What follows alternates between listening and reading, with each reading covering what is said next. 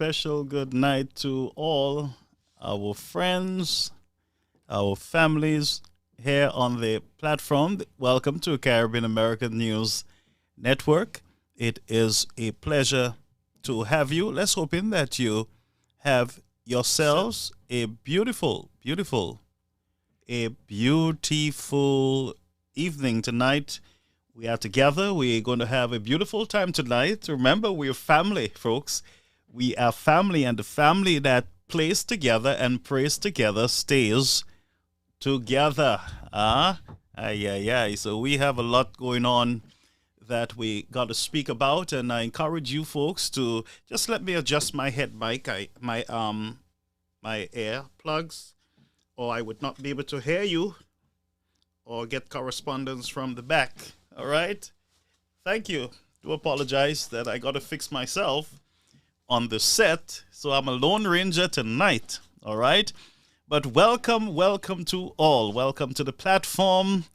Folks, it is a busy news day, and it seems like the weekend was such a long weekend, but we are together again, and we say thank God for spared lives. Thank God for, another day among the living, and we should never neglect to say thank you, Jesus. Thank you, Jesus. Thank you for another day. Thank you that I'm back home with my families and my children are home. And we might not have enough cheese in the bread, but oh God, there are those without even the bread. And so we give God the praise and we thank him for another day among the living. So if you are hearing me, you are blessed. All right? If you're hearing me, you're not at the funeral home, you are blessed. You might have a loved one that you are waiting to that is waiting to be buried in the future, but God is still good, friends. All right? So be not dismayed. Tonight we're down to serious business. But before we do that, I want you to share the platform as you join. I want you to share tonight. We got to share this. We got to get everybody on tonight. Call your nenen, your pawe, cousin, even your enemies. Call them. By the way, you should not have enemies. I'm the only one that should have enemies tonight, but everybody's my friend. But come on, folks, please share as much as you can. Those of you who are on our YouTube platform, we want to welcome you, and we encourage you to also share your platform over there and you are doing very well over on YouTube. We just started with our YouTube broadcast, and we're up to 144 subscribers, and we're hoping to get it up quickly. We are still lagging a little behind, so I am encouraging you folks to go over. Those of you who have not yet subscribed to the YouTube channel, you need to do so just in case we're having a problem over here on Facebook. You can quickly run over on YouTube and get the program. And for those of you who are here on Facebook, you got to follow, and you got to like, and you've got to share. You got to be involved in it. Amen. I'm not going to give you any Zelle account tonight and ask you to send money for me to boost this platform. That I can do for myself. All right. Now, I'm not saying that I'm never going to accept gifts from anybody, but I'm saying any gifts you give me, I'm going to send it to somebody who is in need of it. You hear me? If you send any money, I'm going to send it to a foreign country, whether it's St. Lucia, anywhere where there are poor families in need of it. All right. So I just want to set that clear. I am not collecting. And if I do collect stars on Caribbean American News, we are not eligible for stars as yet. But whenever we are eligible for stars, all those stars, whenever it's accumulated, you do not just get stars as people send them. It got to accumulate, I think, to 500 worth of dollars. I think one star is a cent or something. It goes up to when it goes to 500, then they release the $500. But we are not even at 2 stars as yet, 99 cents or 1 cent as yet, and folks are complaining about stars. So, folks, listen to me. You just hang in there, and we will discuss real issues. We're not going to discuss stars tonight. We're not going to discuss these trivial things, whether I'm a pastor or not, whether I'm a human or I'm an animal. That's not the discussion that is going to impact those persons who are desperately in need at this time of assistance. So we're going to rise above the pettiness, the childish bickering and games that we see out there, and we're going to focus on the issues here on this platform. We're going to refocus. There has been a lot of distraction, and sometimes I find myself having to speak out the truth so that we can clarify, lest the lie takes root. So there's not much you can do with a liar. There's not much you can do with a deceiver. There's not much you can do with persons who are lacking the basic understanding, persons who can read something and not understand it. When I say you listen to something and the reality, the truth is before you, but you still believe a lie. The Bible calls that deception. The Bible says that many are deceived because they're not willing to accept knowledge. And so the Bible says that Christ leaves them up so that they will believe a lie. So I'm going to allow many, even as we present the truth to them and they want to believe the lie, we're going to allow them to believe that lie. So I am not going to defend whether I'm a pastor, a dog, or a cat. My calling is not earthly, and my thousands of dollars that I'm spending in my education and to get degrees and everything else, it has nothing to do with persons who are not paying those monies for me. If you want to talk about my pastoral calling, then pay the money so that I can clear the government of all the thousands of dollars that I'm owing. You pay them, and let's have a conversation as to whether I'm a pastor, an elder, a brother, or a deacon. I don't care about titles. I'm not here for that. Those titles will not get me anywhere, not even into heaven. A pastoral title will get me. So I'm not concerned about that right now. I'm concerned about those who are out there, who are in need. All these folks, let me tell you often, these are petty, childish garbage that you need to avoid. You need to avoid these trivial. Sometimes I sit and I listen to discussions and you just got to laugh. You're like, what is this? Am I having this conversation? Is this person for real? You know, you ever find yourself in that situation where you're having a conversation and you're like, I wonder when the thing is going to end, because you can't even have a good input because either the other person is shouting at you, or no matter what you say to them, they're not getting off of that mood that they're in. And so you are left to just laugh, or you know what, it's all right, But folks, listen to me. Stay focused, and everything will be well. And remember this, and listen to me, folks. If you ever believe anything that I have told you, believe this, that truth always prevails, whether now or later. And injustice will never stand. Somebody always have to pay for injustice. Somebody always got to pay for it. So injustice, it does not go unrewarded. So let us not be worried, and I don't want you to be worried about me. I'll be worried about anybody else. Righteousness always prevail. Amen. And as I say to you folks, I am covered by the blood of the Almighty God for many years. They have tried all sorts of things. You allez bomaginoa, you mean tout kalte bagay pour destroy me. All I saw it with my eyes. The Bible says, with your eyes shall you behold and see the reward of the wicked. I see their reward. Whether they're in church or out of church, I have seen their reward. And the Lord has prepared a table before me in the presence of these same persons who wish for my destruction. So don't worry about persons who plan for your destruction. All I say to you is have a clean heart and know what you're about. Do not be dishonest. Don't try to steal from anybody or cause any unnecessary harm to anybody. Be positive, be kind, be kindly affectionate one towards the other. If you continue on that path, I am saying to you, your family will be protected. No evil shall befall you. Evil befall the wicked and those with wicked intentions. those who call the truth a lie, and those who called the good messengers false messengers, their reward is sure. So you stick with me, folks. I'll be the Jim Jones, as they say, but you stick with me, and we will be all right. Amen. As I follow Christ, you follow me. Okay? Oh, good. So let me just give you some greetings, folks. I'm excited tonight. It's a beautiful night, and I will give you an update on certain things that took place this weekend.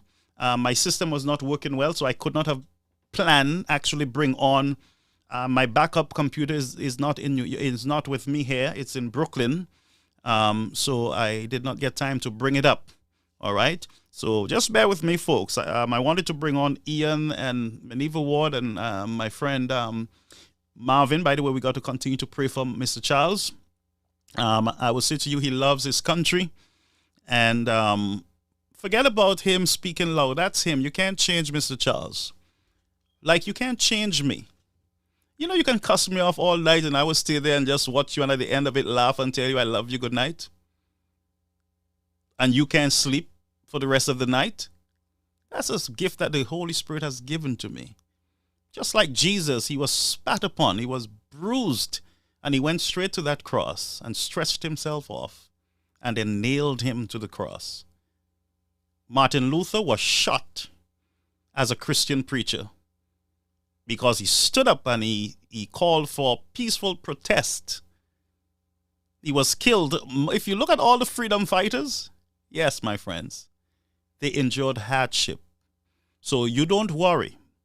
Be true and be faithful to your calling. I was called for such a time as this. I am the lone voice in the wilderness. And you know, someone said to me that you realize all these preachers don't talk anything about politics, or all these preachers stay out of these hot topics?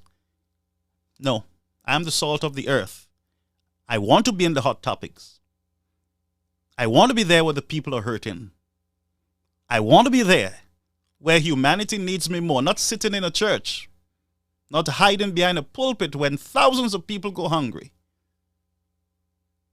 And all I do is condemn and judge them and call them unbelievers and no good and pagans, but I have not done anything to help them or to show them the love of God. This platform represents my family, my people, my brethren.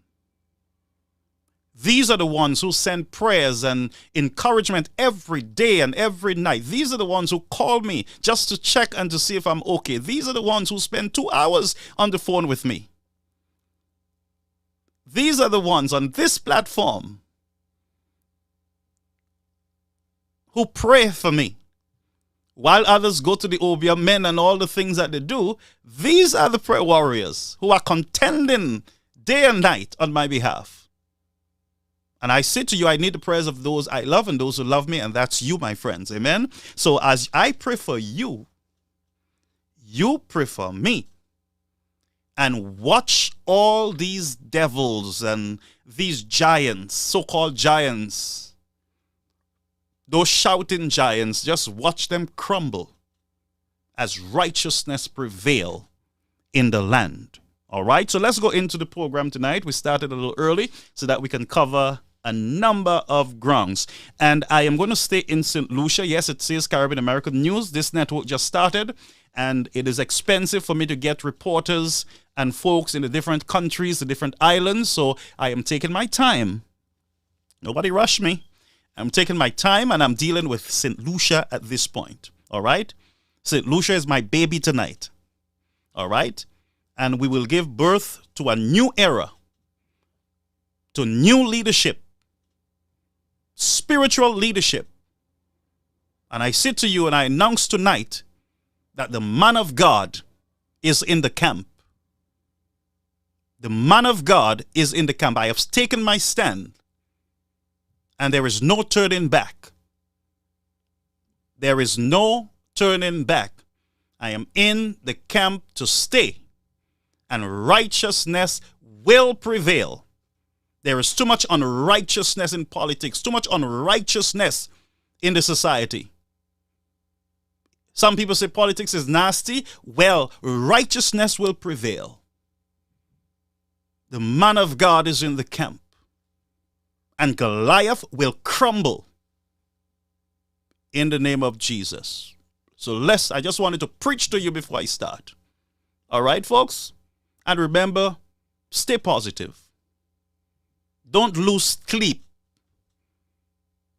Pray before you go to your bed. Every one of you, pray. Thank the Lord. Say, thank you, Lord. Cover my children. Close your eyes and sleep. Tout se imagine, là, you can voler over Caillou, you can tobe plaque attack, they run out of gas. Because gas is too expensive for them. They will run out of gas and they will run. Imagine, they're always poor. You pas jamais là. Car you toujours tobe. Soule you two, all their shoes, soule you two, always have two. All the time, I can wear two of the dances soule you. You pass a prosper. There is no prosperity at the hands of the wicked. No prosperity with the hands of the wicked. So my people, stay on board. This train is a winning train. All right? This is a winning train. So let's get on positively now. Let me just greet you, man. Let me see how many of you I can greet tonight, my friends. And by the way, I had a beautiful call today, and I had a number of good calls today, but there was a few of them. My last call was a good one. And I want to say to the person, the lady, God bless you. You're a warrior. You are a warrior. And to the gentleman, your last name starts with H. You won't believe what you did for me today. I really appreciate you. And I appreciate you even more tonight. You're a champion also. Yes, and if I stick with you, I think I will do well. All right? If I stick with you, I will do well. So, folks, remember, we're on the winning team, and we're not going to insult anybody. We're not going to go after anybody. We're not going to encourage you to go out and fight or to do anything. Remain peaceful. Remain calm. All right? Stay calm, and you will be vindicated. All right? So please share, build up the life. All right? And you all know they will have little, I don't call people penis, but penis normally come in, but let's tolerate the penis, all right? Because if you want to speak truth, you can't be preaching to yourself like some Christians. Some Christians, all they do is preach to themselves. You want to invite everybody. You want to have everybody on the platform. I want to have the SLP, UWP, everybody on this platform. Come on, let's discuss. But let's discuss the issues. Once you're going to insult any one of my viewers or insult me, then I would stand in and I will stop it. All right? So we would not tolerate it. Let's go and do some welcome quickly, folks. Yes, so we have Malcolm. Yes, Malcolm, how are you doing? You all fired up and ready to go? Yes, fired up and ready to go. St. Rose, how are you? Yes, my friend, good night. And you still call me pastor, even though I was demoted on platforms today all over the place. Demoted to Creme, to Brother Creme, to Brother Porridge, to all kind of thing. If names could have changed, you folks, do the car fools have. Oi, Cox, how are you? Cox, how are you? Great. Let me see. Shalry, Mervyn Shalry. Hi, Mary. How are you? Barbara Matthews. Lansico. Hi, Hutchinson. And Antoine. We said Malcolm Stanislas. I see. Oh, that's the same St. Rose that we spoke about earlier. Alexander, how are you? My friend from Grenada. My Grenadian friends are here. I hope my Dominicans friends are here. And I saw a report from Facebook, and we are going into some countries that I don't even know how we're getting there. There are countries where we have over 200-300 viewers in that one country that's in the Far East. I don't know how we got over there. And to those of you in India, we have a lot of viewers in India. And we have, I saw in another Nigeria. A number of you are watching, and so thank you very much. We are reaching the world, and so that's why I want us to be as positive as we can, because the world is watching us. And we know that St. Lucia is a beautiful country, and there are beautiful people there. Outside of those who have no manners, then, there are very good people there. All right? John, how are you? Cox, Bennett. Man, these are too much names, so I will have to get back to you. And Anthony is here. I saw Anthony. And let me just address Anthony. I saw Mr. Anthony in on NBC this morning trying to degrade me and to insult me as much as he could. I just want to say, sir, you should not be doing that. If somebody is not coming at you directly, stop it. Stop the insult. You don't know me. Stop. Just stop. Please, I beg you, for your own good and the good of your family, stop. Stop blighting yourself. You really don't know what you're messing with or who you're messing with. I always say to people, I'm not normal. Okay, Mr. Anthony Mondesi, I saw all your insults. I acknowledge them. Please stop. All right? And yes, it is my comfort zone. This is my family platform that I'm on. So I am comfortable. I have no one backing after me here or trying to degrade me. Try to degrade me. All right, Mr. Anthony? And yes, I am calling for civil disobedience. Yes, I am doing that. All right, so let me go. I'll be reading a lot of your comments tonight because there are persons that I have to correct tonight openly. We're not hiding anyone tonight. We're going to clean up the camp and we're going to get to work, okay? St. Croix is in the house. And as I say to you, sir, folks, this is a righteous sight. Righteousness must prevail here. Truth must prevail here. And anytime I see any presenter comes on the platform with a lie, we will stop it. No one is going to defile our platform with untruth. I don't care whether it's on the United Workers' Party side or the Labour Party side. Let us speak the truth. Let us call out unrighteousness, whether it's Mr. Shastney, whether it's Mr. Pear, whether it's Mr. Joseph, which I love both of these guys, whether it's whosoever it is. We're going to call unrighteousness out. That's our job, to make the United Workers' Party a better party, a more spiritual party. The Lord revealed something to me this weekend about 3 government ministers at high offices in St. Lucia. And my dreams, my spiritual dreams, are never wrong. Never miss a beat on them. There is ungodliness. There is evil. There is so much unrighteousness and evil deeds that it is so thick. There's gross darkness. And that's why there need to be a reset in government so that righteousness can prevail. Bitterness, hatred, childishness got to be put aside so that God can do what he has to do in the nation. The nation can only prosper if Christ is recognized and he is the center and foundation of your nation. Too much unrighteousness. The Lord has been revealing it to me. Revealing. I saw it. Black, thick. The Lord had me in the dream. Showed me these 3 individuals and I asked them to confess that there is a God, Jesus Christ, and they could not have done it.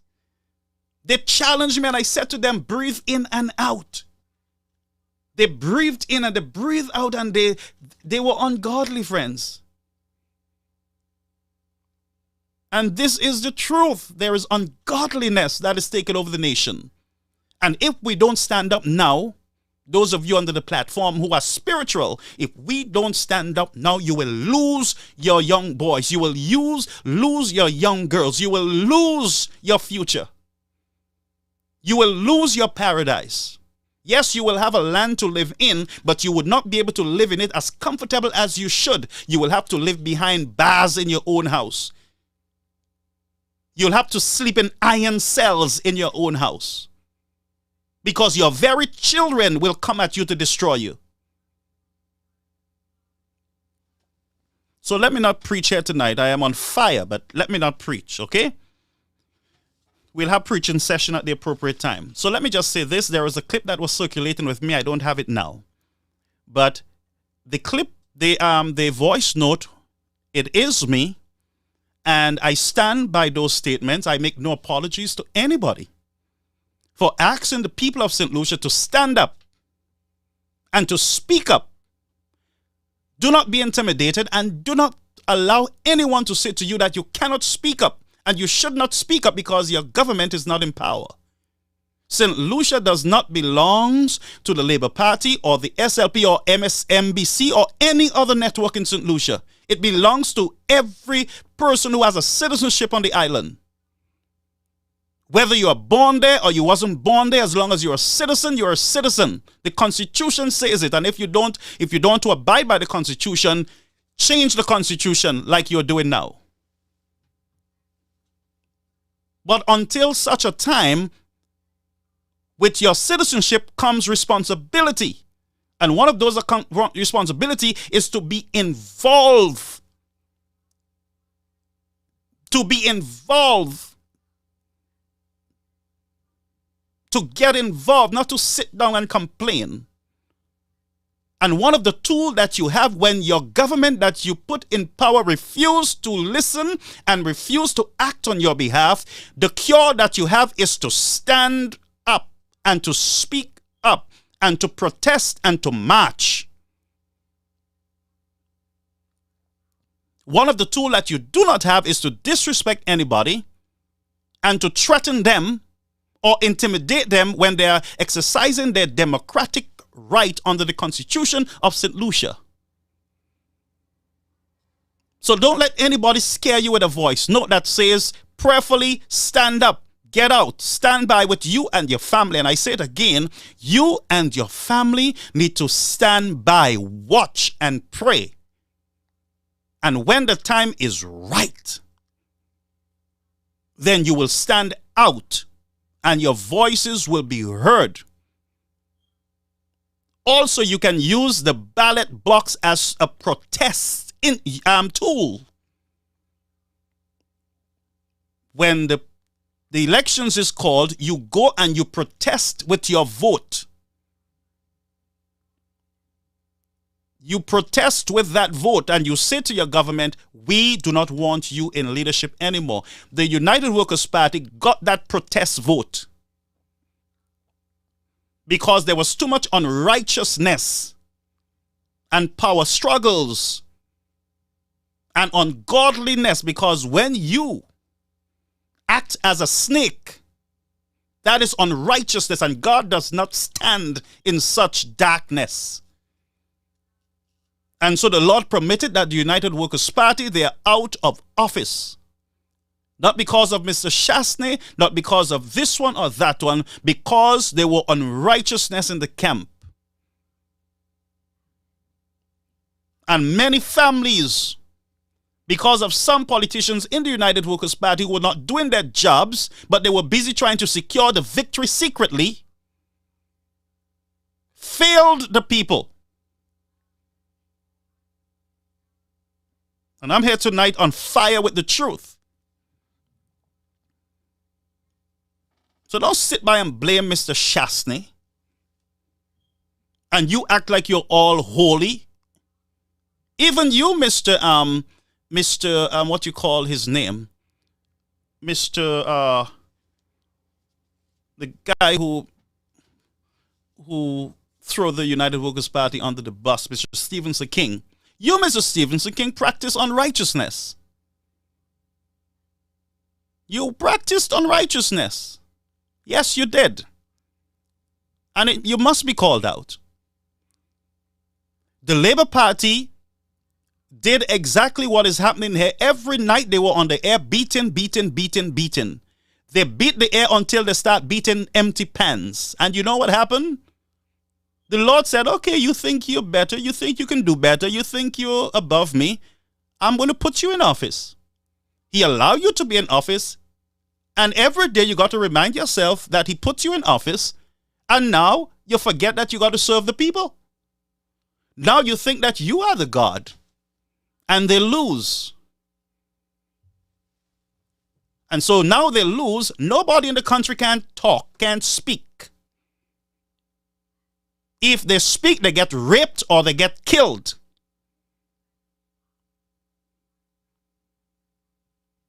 Or they'll be smudged. So let's talk about righteousness and unrighteousness to both parties. But the longest rope has an end.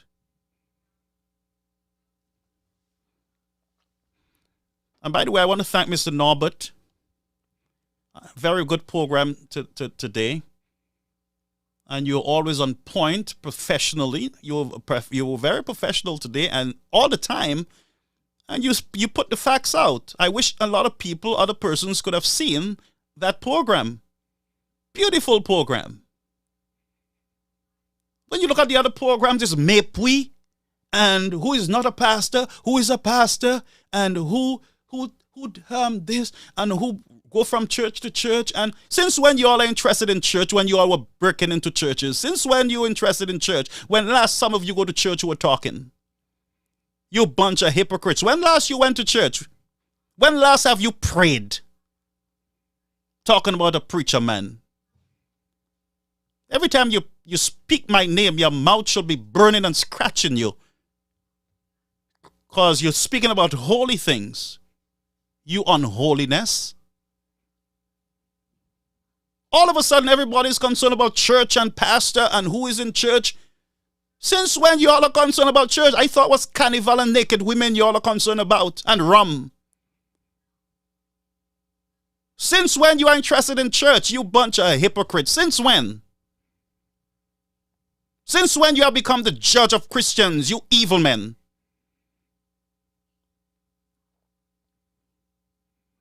Some of you have abused your wives, and you have divorced, and you have done all kind of foolishness to these innocent women. And how dare you come with morality talk? You go repent and clean your closet and come, let's have a talk. Come talk to righteousness. But until then, I will allow you to play yourself. Yes, I'll allow you to play yourself. But the longest rope has an end. You're in the rum shop Sunday to Saturday, but you're holy all of a sudden. You know what a pastor should do. Here's the qualities of a pastor. He's not a pastor. He's calling for protest. You don't even know history. That's how dumb. That's how dumb. Here in the United States, those first graders and stuff, these people know more history than some of you who are supposed to be in the public eyes and teaching people and educating people. You can't even educate yourself. You are no example to the society. Talking about preacher and talking about what a preacher should do. Who you think you are? And there is no church that controls me or system on this earth. No walls can stop me from doing what God has called me to do. Are you crazy? This is liberation time. Nobody can come and tell me, oh, elder or pastor, you're not supposed to be doing this. You know, you'll have to be disfellowshipped, or we'll have to. No, listen to me, folks. What do you think this is? My calling is divine, not earthly. It is not earthly. Hi, Marvin. I was trying to get you. I hope you're good. By the way, good program last night. Well, I got to set the record straight early in this game and put some of you in your place. I'm not in your league. I'm not in your category. And I'm not going to allow you to drag me there. I am the difference maker. I represent righteousness, not you. Until you can go back to your first wife and apologize, and go and apologize to your children who you have abandoned, then you can come and talk to me. But until then, you keep your mouth shut. Drink your water and mind your business. And allow decent people to make the difference. Good. Anthony, you go somewhere and go and sleep or do something. I'm not going to tolerate you tonight, all right? Because you yourself, you operating like a robot with a chip inside of you. I don't like to talk to people like that. Let's reason together. Let's talk sense. Come and chop cliches and all kind of nonsense to me. Tonight, let's talk. All right? And for those of you who are hiding, you have not pressed the button to come in so we can see you. You're hiding and you under all kind of names. Don't be ashamed to come. Come. Take your screenshots and do what you have to do. Come. Don't be afraid. Come. Come in. Welcome. Come in the house. Come in the house. I'm waiting for you all. Come in. Don't be afraid. You all are too coward. Come in. For me, I can go on any platform anywhere. I have nothing to hide. There is nothing in my closet anywhere. You hear me? Yes, I'm clean like a whistle. Because every time I fall, I speak about it. Every time I falter, I confess. I speak about it. Nothing to hide. I have one child. One wife. No jabal. I never drink. I never smoke. Never thief anybody thing. They cow, they pig, they nothing. Nothing in my closet. And that's why you can't stand righteousness, you know. That's the best you have. He run from church to church. That's the best you have. He not a pastor. That's the best you have. What else do you have? He's a Christian. What else do you have? Bring some sins. Bring it on. So that I can confess it before you. Bring it on. I heard someone said today from Denry, and I'll call you out. And you'll pay for your lying tongue that I have my stepfather curse on me because I've tried to steal property from my brother. What nonsense you're talking about? Are you kidding me? That's the best you have? Bring it on. Those of you who laughed with me and you greet me and all kind of nice things, all of a sudden you hate me. I'm no good. All of a sudden, I'm so bad, I kill somebody, I steal, all because I'm speaking on a platform. You're no longer my friend. You encourage people don't come to the church. It's not my church. People can stay home. They can stay in listen to me, they can stay in the garage. They can stay under their beds. They can stay in the rum shop, wherever they want. They can stay with people's women and their men, wherever they want. I don't have a church. It's the church of God. And without me or without you, the church of God will go on. It is one foundation, Jesus Christ the Lord. So I just wanted you to know that I don't care about what you think, what you believe, or what you want to for my life. It looks like some of you want to guide my life now.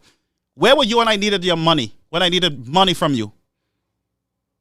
Where were you when I needed your prayers and your counsel? Where were you? Gossiping about me? Calling your neighbor, calling my friends. You're calling my own friends to gossip with them. Then you say, I'm praying. No wonder there's no power. We're powerless. We're afraid. We're in spiritual drought. Because we have not been acting like Jesus. And I will overturn the tables tonight and cast some of you out of the temple of God because you do not represent him, because you have forsaken the poor and the downcast and the needy in the society, and you have hid behind your pews.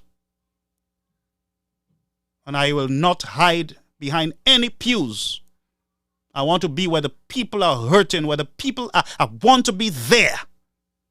I want to be where the drunkard is. I want to be where the person is hooked on strong drugs. I want to be where that mother is crying. I want to be where that woman was raped. I want to be where that person was fired from their job because of their political affiliation. I want to be where the people are hurting, where grandmothers have no comfort and no one to rub their head or their feet or to take them by the beach for some fresh air. I want to be there.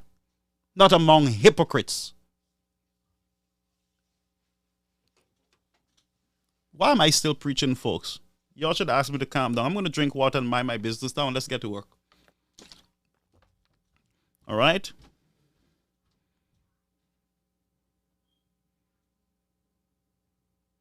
So let's get to work. I have a number of things that I queued here for you tonight. Let me just look at make sure that my YouTube folks are locked in. Yes, Queen and all the others. Norville, my friend, and yes, George is good. We good over here on YouTube. All right. Good. So let's get back to Facebook now. Now that we have said what we said, I have drank my water and I'm minding my business now because I've already set the record straight. I'm not going to come back and set it straight. So, before we take calls, there is something that we got to acknowledge, someone we got to acknowledge on the platform, and that, let me just get this cue here, and that is 123. Just bear with me, folks. The system is loaded tonight. 123, I said. Okay, good. Just bear with me. 123. I'm going to go fast as I can. Good. We want to welcome the St. Lucia's first female police commissioner. Folks, St. Lucia, you have achieved something that is good. You have made history in your country. The first female commissioner of police, and I wish her all the best.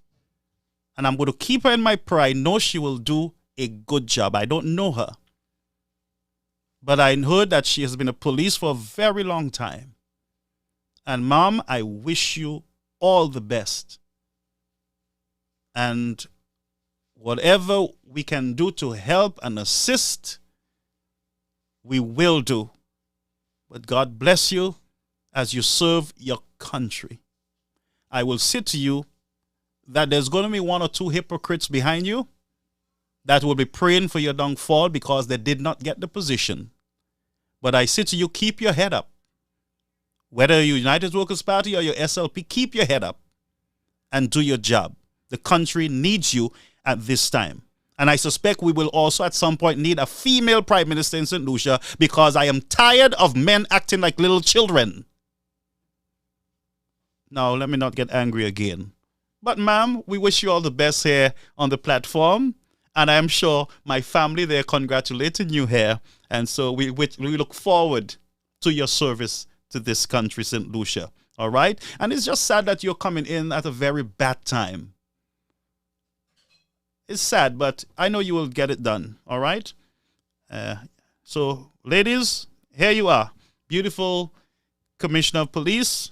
We wish her all the best as she settles in to her new position. All right? New position. Brethren, let's not criticize her. Let's allow her to work. Okay? Because, you know, men are ready. They're threatened by strong women. Do you know that? You know that? There are men that are threatened by women and in leadership. Why do you think St. Lucia should have a female prime minister yet? They're men threatened. They're afraid like cat. They're like puss, they're afraid. Don't be afraid of women. They are very good workers. When they put their mind to it, they work. They're not like us. Acting like little girls, big men. You win, you lose, you win. What kind of jumpy story is that? Get to work. So thank you, Miss Polius is her name. God bless you. Beautiful choice. And listen, I'm excited. My heart is jumping. And I don't even know her. But I welcome this beautiful change. You know, I welcome this change. And we need to see more changes in our system in St. Lucia. There are persons who have served their institutions, and because there is some family member above them, they can't go up the ladder. They cannot climb the ladder because of these insecure men. Anyway, I have a program to deal with you insecure little girls as men. I have something for you all. And we're not inviting none of you men, only women in that program. A private room we have in. So I can expose some of you men to the women.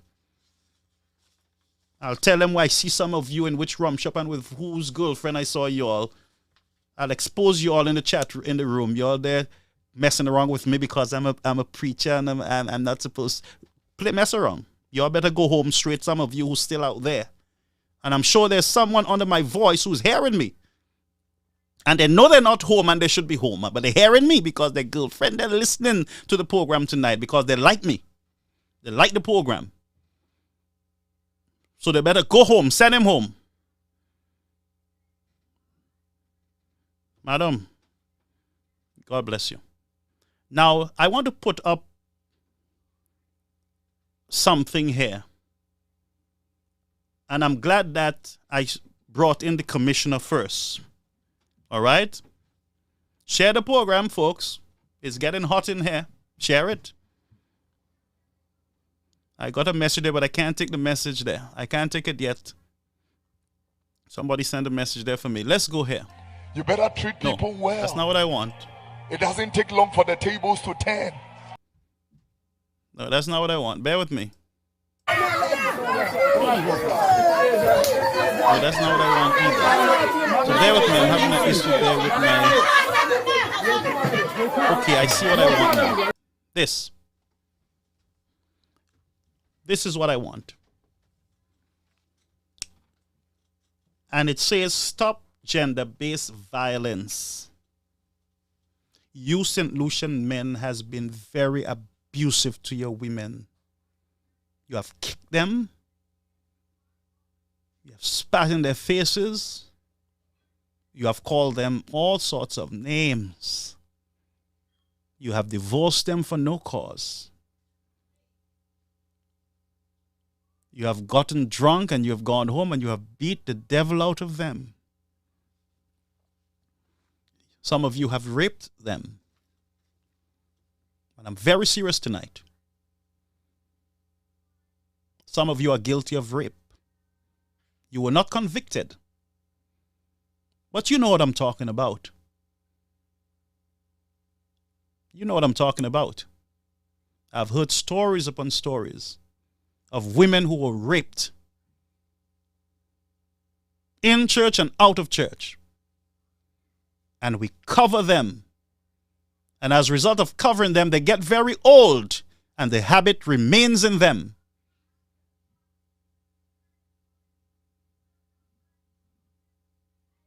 And they are nuisance to the society. Let us stop gender-based violence. There was a young Calypsonian in St. Lucia that was brutally beaten. When I heard her sing that song, I said something bad might happen to her because I know the culture. Once people don't agree with you and they don't like what you're singing or saying, they will want to destroy you. Yes, I said it. Stick with the program and share it to a pervert. Many of you, you know some of these men who have raped women. You know the stories, but you're covering them. Your cousin, your brother, your daddy. So you cover it. And women are suffering in the society.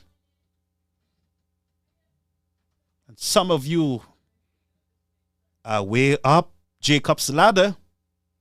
But I say to you, every rung goes up, but you will come down one day because righteousness always wins. And remember that. So,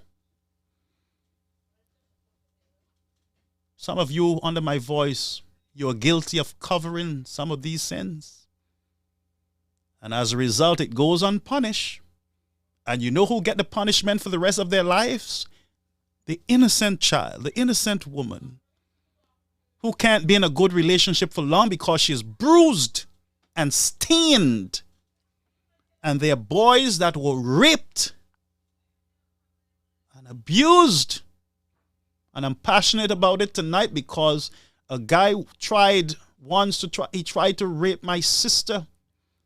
And I tell you, I would have hammered that guy into the ground. I took a plane that very day that I learned that. You know where he is? He's on the streets in Kingstown, sleeping on the sidewalk. He went mad. And in the process of trying to rape my sister, he pushed my sick grandmother on the ground. And he's on the streets of Kingstown, scratching his behind. Righteousness always win. You hear me? It always win. So let's go on.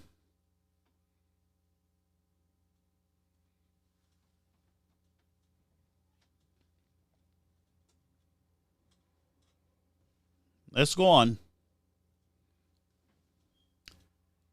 Again, stop gender-based violence. Stop it. I'm going to play a clip for you. And before I play that, let me play this clip first. This is how this society operates. I found this clip on WhatsApp. This is how the society operates. Let me play it for you. Stay there.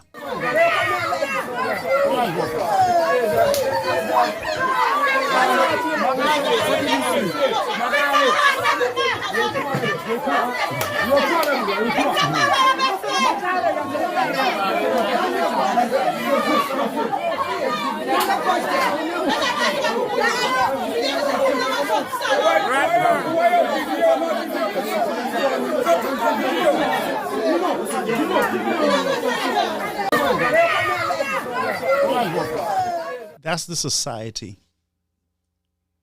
that we are generating. That's the society that we want. Is that the society that we want, people? I'm asking you. Look at this one.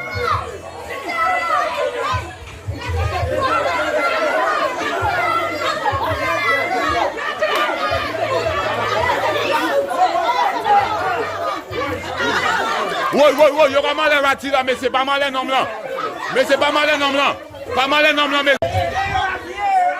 A man fighting a woman in the street, a young girl, and one is saying, basically, don't whatever you're saying.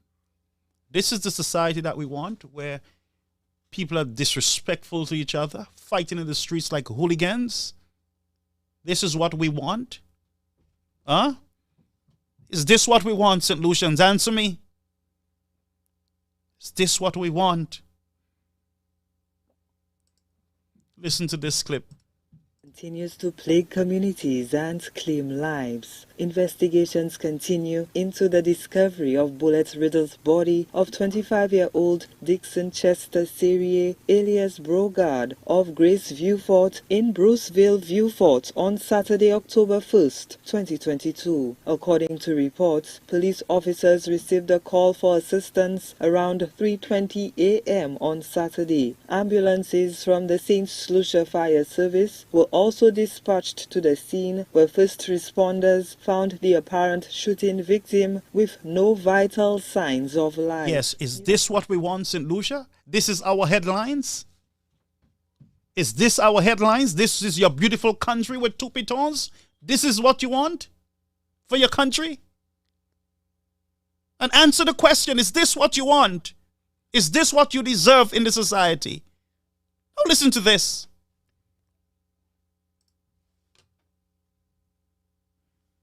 Hold a minute. Bear with me. You see me right now? I taking them on head on now. No more Mr. Nice Guy. You want to interfere with me? And I keep telling you, no, I don't care. When I'm fighting, if my opponent is a dwarf or a giant, I'm fighting with all the ammunition at my disposal. All. I ain't saying, well, because it's a dwarf, let me use a catapult, and because it's a giant, I'm going to use a bazooka. Dwarf to giant, getting bazooka. Because you do not deal with, you ever have Baygon you're spraying Baygon to knock out mosquitoes? No. Get rid of them completely. Move the mosquitoes, the irritants. So the time for the gloves are over.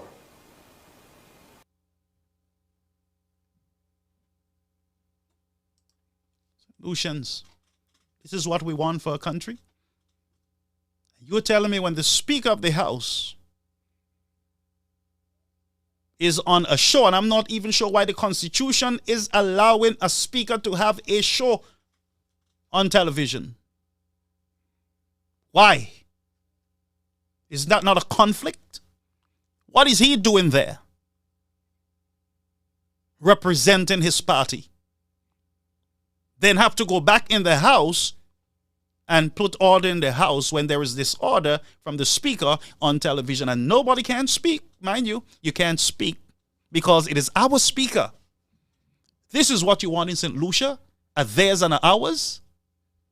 When last have St. Lucia on itself enjoy a good election victory and everybody come together and say, this is our government. We don't like them. We didn't vote for them, but this is our government. We're going to do our best to work together. When last you hear that? When last you hear a prime minister say, let's come together, opposition, and let's come together, sit down at the table, and let's look at the issues, and let's see how we can, everybody is in campaign mood from the time that they win the elections. And guess what? A nation is in distress because these power-hungry men are busy securing their position. And because you're lacking education and low IQ, like they say, they use that on you. And here are these powerful men securing their victories and cussing you up and say, if you come for me, I will take you out, I will wipe you out.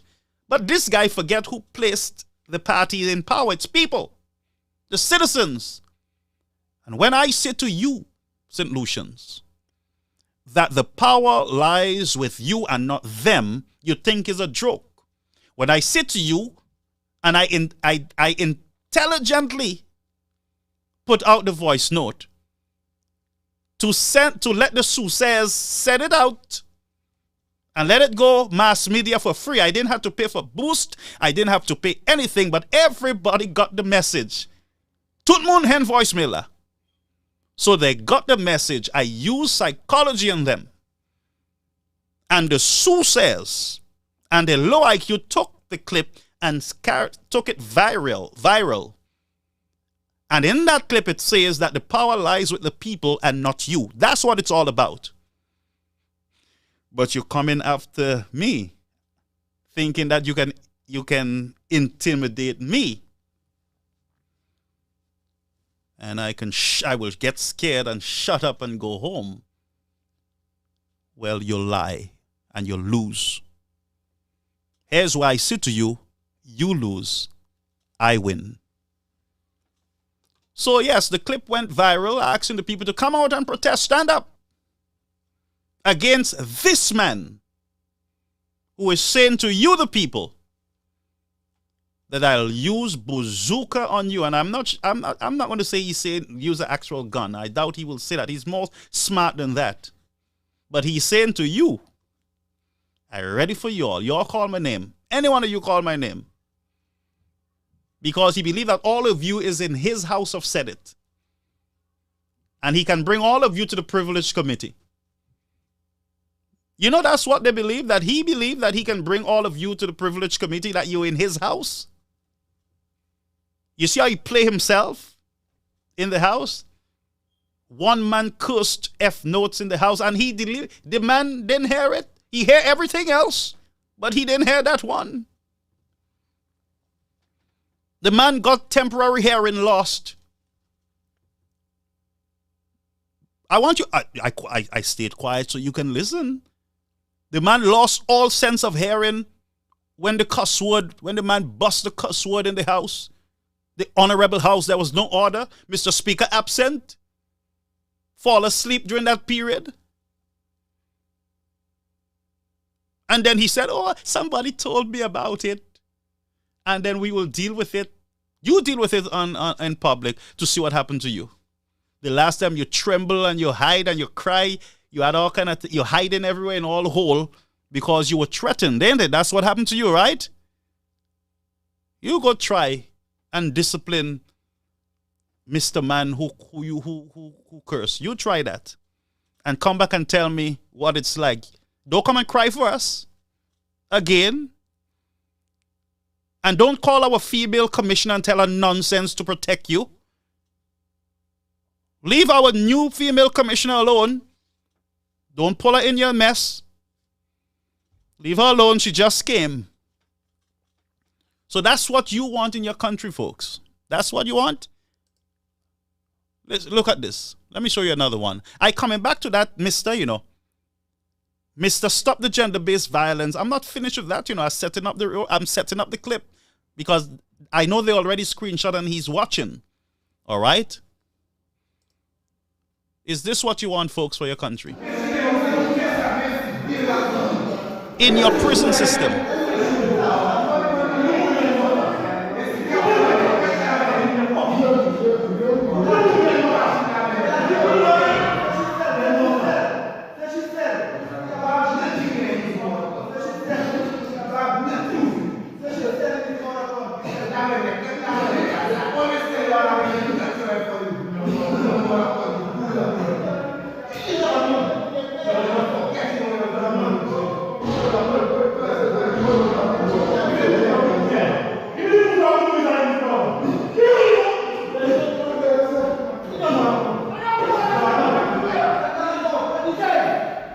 Okay. Monster.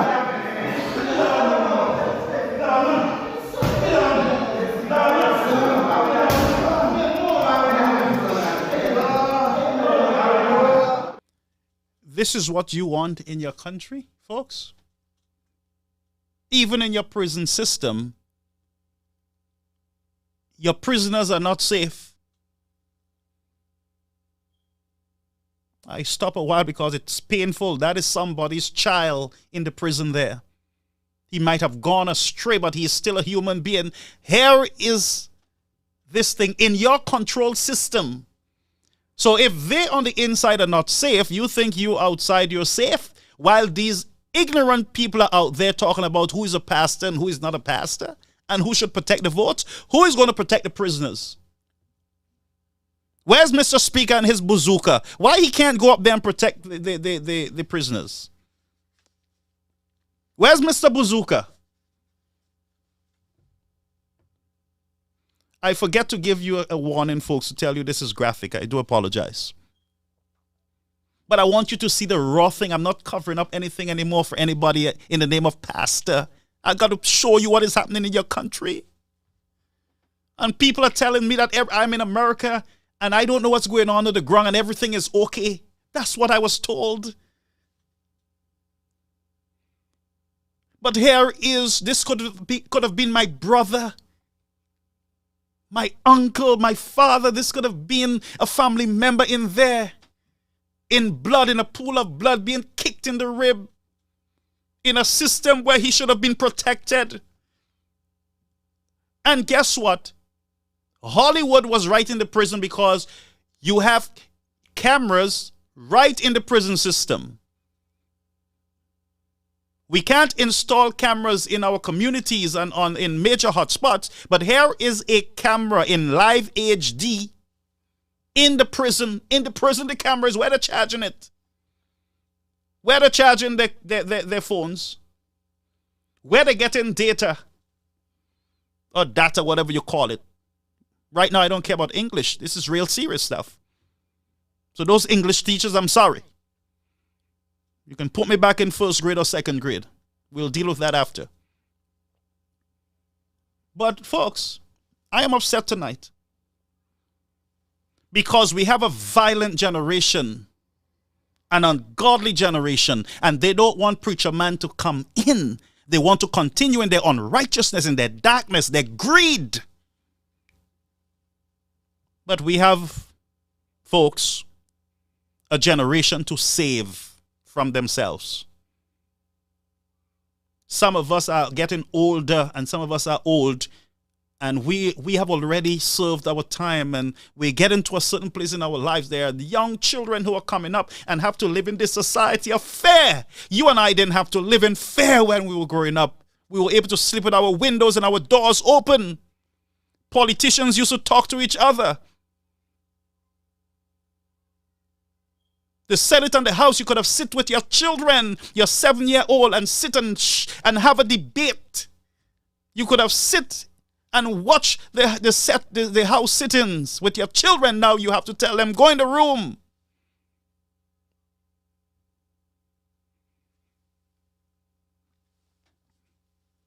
And you're telling me I'm the problem?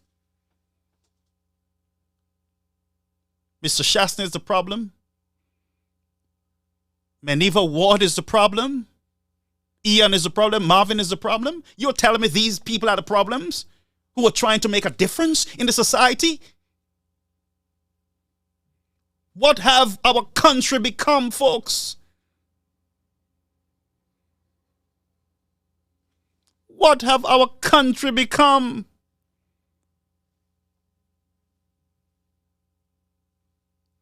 What have our country become? I just got breaking news that there was a shooting at Vieux Fort this afternoon. Victim name is Danny Boy. He's at hospital at the moment. Jesus, what have we become? And the theme of the day is protective victory. But I'm coming to Mr. Gender-based violence. I'm coming to Mr. Gender-based violence. I will expose you tonight, Mr. Gender-based. I will expose you tonight because it must not be tolerated in our society. And you want Mr. Preacher to go away and be silent? That's what you want? I have a God-given responsibility to stand up and sound the alarm because we are losing our young people. We are losing our young men. And when we lock them up and send them to jail, they are not safe there. This is not human anymore. The devil in hell has taken over our country.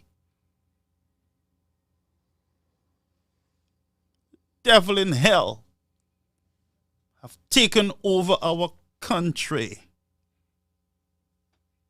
And people are busy under the live. Can you imagine we're speaking about this and there are people under the live acting like fools? Can you imagine that? That we are talking about human beings, a society in peril. And we have fools. The Bible said, the fool have said in his heart, there is no God. We have fools on the platform, forming the fool, attacking decent human beings when we are losing our neighbors and we are losing our families. Brethren, I'm hurt tonight. I'm hurt because we have a generation. We have a generation that needs to be saved.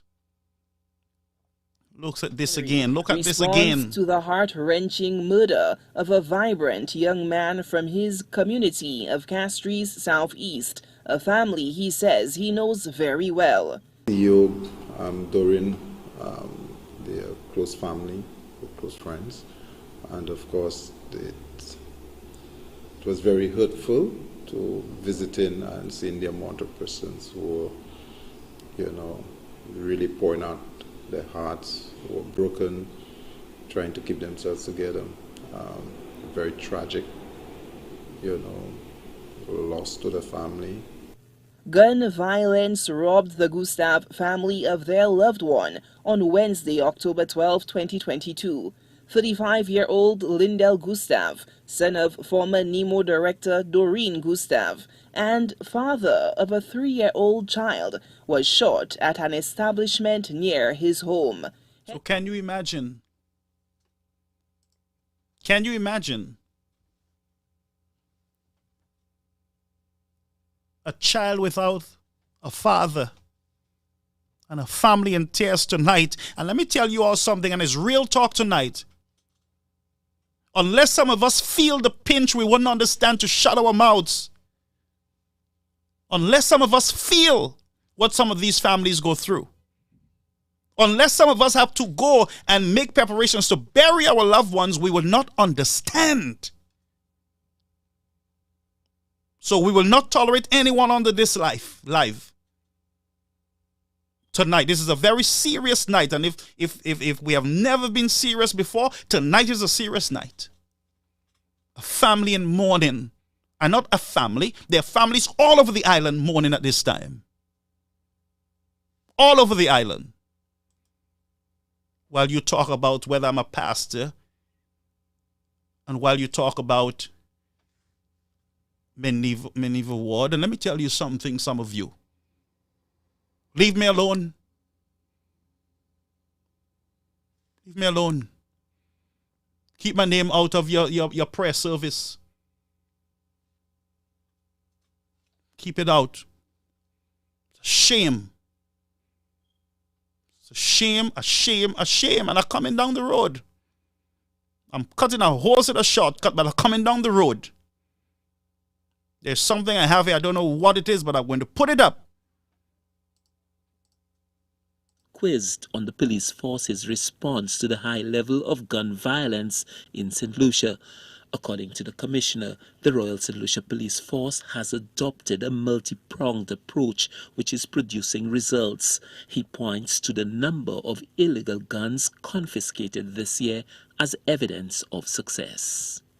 128 firearms were recovered last year, and this year so far we had 73, and persons have been charged for the firearms. Some of them have been convicted, others are on remand, and others are in prison for the firearms. So the police is actually... We are working. we are working towards seeing that those firearms are taken off the streets. Mm-hmm. The head of the Royal St. Lucia Police Force notes one area of grave concern, that of firearms being brought into St. Lucia through official ports of entry. He says more sophisticated instruments are required to detect guns passing through customs. Now, and the history has shown that we have intercepted firearms at the ports of entry. So I believe one of the things that we need to do is to have the equipment to detect those firearms, like scanners and so on, yes. so that it do not reach the streets. So that would be the first. So here, the former commissioner is crying out for scanners at the port. Why are there no scanners at the port? Why? So you see why I say to you that governments have failed the people? Have failed to protect the borders? You see what I'm saying? Everything else is priority. Special prosecutor, priority. Huh? Special hearing to throw Mr. Chasney out of the house, priority. Protect the votes, the victory, priority. Bazooka, priority. We need more men with vision in St. Lucia to lead. And I just realized that there are a lot of persons who are in high positions who should not be there. No vision at all. They're full of themselves. They are full of themselves, and they are not out for you. And that's why you need more preachers in the house. You need more preachers in the Senate. You need more preachers in the house. I am saying to you, clean them out. Clean them out and get decent Christian godly men in there. Clean them out, I say. When I say clean them out, vote them out. Vote them out. Preachers must go home and sleep. Now, let me come down here to Mr. Man. Now, many of you heard this Mr. Caiaphas Jules, or whatever his name is. I don't remember bad people's name, you know. I really don't.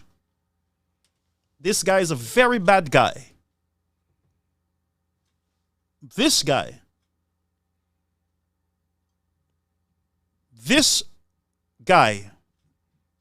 Jules guy, the KK guy, very bad guy for women. And I'll tell you why. Any man who makes a mistake or a joke about beating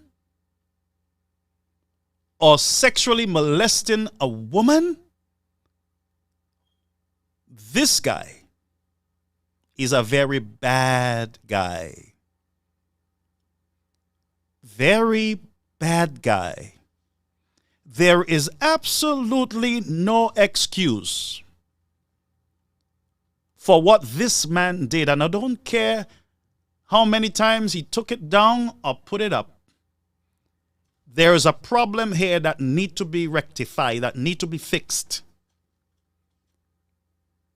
There is a big problem because this is a guy who walks around bullying people. This is a guy who goes around, and by the way, he has support from persons who supposed to know better. And what they do, they cheer him on while he calls for the rape of Miss Meneva Ward. Now, I might call her name wrong, but tonight I'm very tight-tongued and out of shape right now. Right now, I'm out of shape. So this man called for the rape of Meneva Ward. Now, let's go through this carefully. Now, watch this space. I'll tell you why I'm taking my time to speak English about it. I'll explain to you. If, let's use the word that he uses, petawazam. Every time this man used that term, it is not in a dictionary. It's not a real word. It's his code word for sex. Stick with me. Now, I have a whole list of him referring to sex as petawazam. All right, stick with me. Now, remember, he's a liar, and the truth is not in him. Remember, this guy, folks, is a liar, and the truth is not in him. Remember that. Okay? So now that I set it up, that the truth is not in him, then we can go forward. So he said that they should petawazam Sister Meneva Ward. And when they have finished petawazaming her from Dennery to Bexo, where he's from, then when they get to Castries and they cannot do any more petawazam with her, then they should throw her in the sea. Now, let me say to you, if Miss Ward, let's say Miss Ward does not have a boyfriend in Dennery, and she do not have a boyfriend in Grand Riviere, and she do not have a boyfriend Tomazo, or she do not have a boyfriend in L'Abbaye, and she don't have a boyfriend in Mac, and there's somebody supposed to petawazam her, then something is wrong here. It means that somebody is getting free petawazam. It means that somebody is forcing themselves on Miss Ward. Why I'm saying that? You see, Miss Ward is a decent woman. She is a woman of class. She is strong about her party. She is strong about her country. And therefore, I understand Miss Ward. She's educated, she is beautiful, and she's smart. Now I'm setting something up. So I would, in my judgment, I would say that Miss Ward does not have a jabal in Dennery and one along the way into Castries. And what that would make Miss Ward a prostitute if she goes from Dennery to Castries just having petawazam until she can't have it anymore. Ain't it? Good. Now listen to me carefully.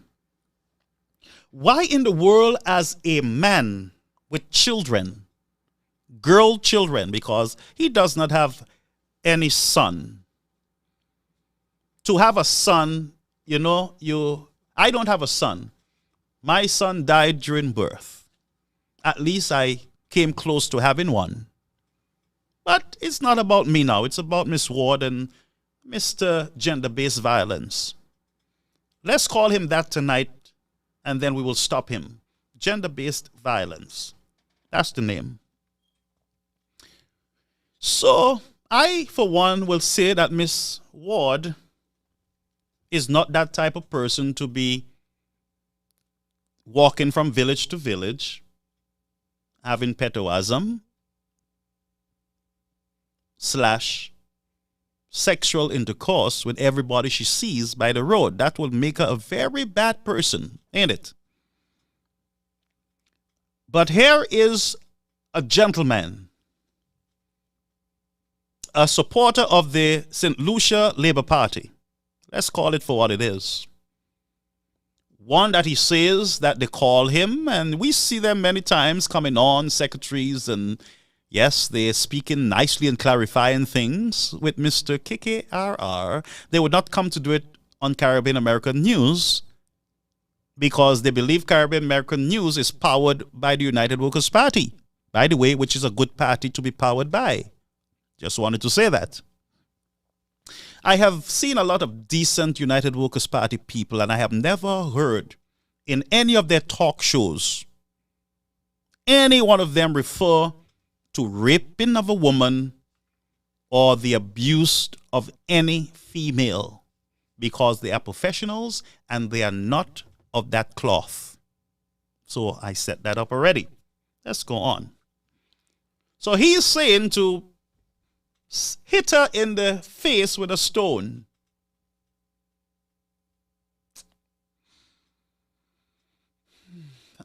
Folks, I tell you, I'm burning with anger as I say this, because I know what they tried to do my sister. The stories that I have heard of women who was raped by men, did not have the opportunity to preserve themselves for the person that they loved.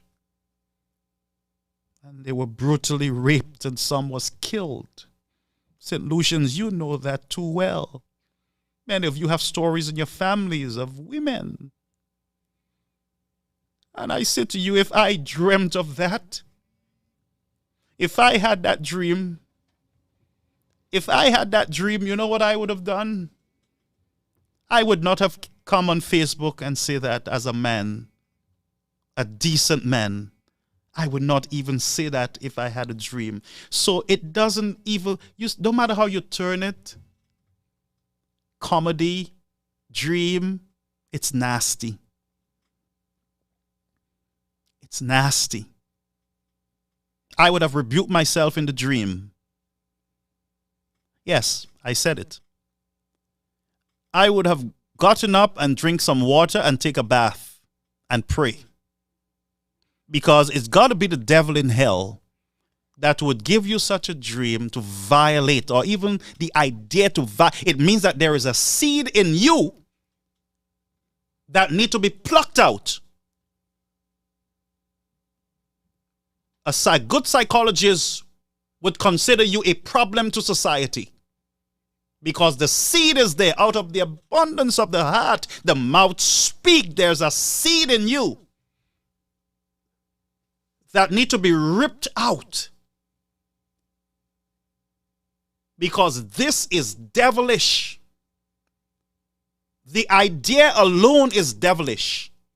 If I sit to put a comedy show together in my thoughts, a plan in my thought to make the people laugh, and that came to my mind, I would have mashed that computer up. Because I have a daughter. And I have sisters. Let's take this call before I get my pressure up. Miss Ward, you're on the air. I'm very upset. Hi, Garfield. I am sorry you didn't take a call, but I'm calling in because I am very upset. You're speaking now, and I'm very, very, very upset. Garfield, I think of myself as a strong woman, fearless, bold. I speak my mind. I stand up in the face of giants. But let me tell you, Garfield, this weekend, I was very upset and very subdued. Not because I think I'm at any risk in Canada, but Garfield, I'm very upset about this man who thinks he has the right to encourage people to take away my dignity as a woman, who thinks he has a right to tell other men to invade on my personal private space, to tell other men they have the right to hold me, to send a stone at my head, to beat me, to rape me repeatedly. Garfield, I have not been able to answer any calls this weekend. I am upset at the audacity of any man who thinks he has the right to do that to any woman, for whatever reason, to invade her personal space, her private space, and rape her repeatedly. And after he's done, to toss her body in the sea. That's it. I am upset. And I have not stopped being upset since I heard this. I am not afraid. No. I have gone boldly. God, just as God has given me certain gifts, He's also given me the gift of boldness to speak. Yeah. But Garfield, this is going too far. Yeah. And I am not afraid of this guy, Cleopas Jules, or any other person. But this is too far. Mm-hmm. For this man to be gleeful about me being raped repeatedly and my body tossed into the sea. I am angry. I am hurt. I am bothered, not just for myself, Garfield, but for all the St. Lucian women who have been raped and killed over the years. Yep. Valerie Lord, Trisha Dennis, Giselle Lord. I am angry for Minelle. Oh my God. Beautiful Calypsonian, beautiful woman, beautiful, who was raped, brutalized, her face battered. I am angry. I am not scared. I am angry. I am disgusted. Yep. I am disgusted at the men and women laughing at this and thinking this is a joke and trying to justify this as a dream, quote unquote. I am disgusted to my core. Oh my God. Who the hell is any man to think they can violate a woman like that? God. Who the hell is any man who thinks he has a right to violate any woman like that? To hold her, attack her, beat her, repeatedly have sex with her against her will, and then toss her body like she's nothing in the sea. Who the hell is this guy? I am angry. Yeah. God. on behalf of every single woman who's ever been raped, who's ever been forced to have sex against her will. I am angry. Yeah. I am angry for all the women who've ever been murdered in St. Lucia, raped and murdered. I am angry. I am disgusted at the people who are justifying this. I am disgusted. You guys have mothers. You have sisters. You have daughters. How could you ever justify this? I am angry. I am angry for all the women who are laughing at it. This is not funny. Yeah. Rape is the most degrading thing ever to a woman. She has no control over her body. She has no voice. She has no power over her own body, over her own sexuality. She's ripped of every dignity she has. Yeah. I am so angry. I have not been able to take any calls on the weekend. So I apologize for all the people who messaged me. I have not been able to do it. I have been very subdued this weekend. I am disgusted. And for what? Why am I deserving of rape? Why is any woman deserving of rape? Because I don't share your politics? Because I don't share your politics? Because I don't support the Labour Party? I am deserving to be raped repeatedly and thrown into the sea? God. Garfield, I am so disgusted. I am so disgusted. I am so disgusted. I am so disgusted by this. Oh my God, hang in I there, am my friend. so disgusted by this. Yeah. I am so disgusted. I am speaking on behalf of all women. Garfield, this is the most degrading thing for a woman to have no control over her body. Yep. She has no power to decide if she wants to sleep with somebody or not. No. She has no power over her own body. It's taken from her. And there are people in St. Lucia, men and women, who are justifying this. Justifying it. There is no justification for a woman to ever be raped. God. And thrown into a sea. I am somebody's daughter. I am somebody's sister. I am somebody's aunt. I've invested heavily into myself. I am people's friends. God. For what? Because I don't support the Labour Party? Because I no longer support the Labour Party? Is that why I deserve to be raped repeatedly? God. I am so disgusted. I am hurt. I am angry. I don't even know how to feel. So I can't even begin to imagine a woman who truly has been raped. Because just the thought of this upsets me so much to my core that a man can feel he has the right to speak that way about me. I am disgusted to my core. So I can't even begin to imagine the pain and the anger of a woman who truly has been raped. It hurts me to my core, Garfield. And there are women who are laughing at this. I'm so sorry. There are men with wives and children who are justifying this. Garfield, it has not even happened to me, but I feel like my personal space has been invaded. A man who thinks he has a right to speak on what happens to my body? Who the hell is this guy? Who the hell is any man who thinks he has a right to speak on the body of a woman?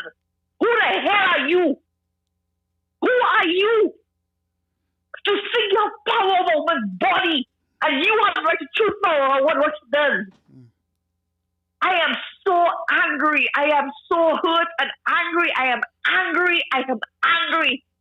And I'm angry on behalf of every single woman in St. Lucia who has been raped. I am hurt on behalf of every single woman who's been raped and killed.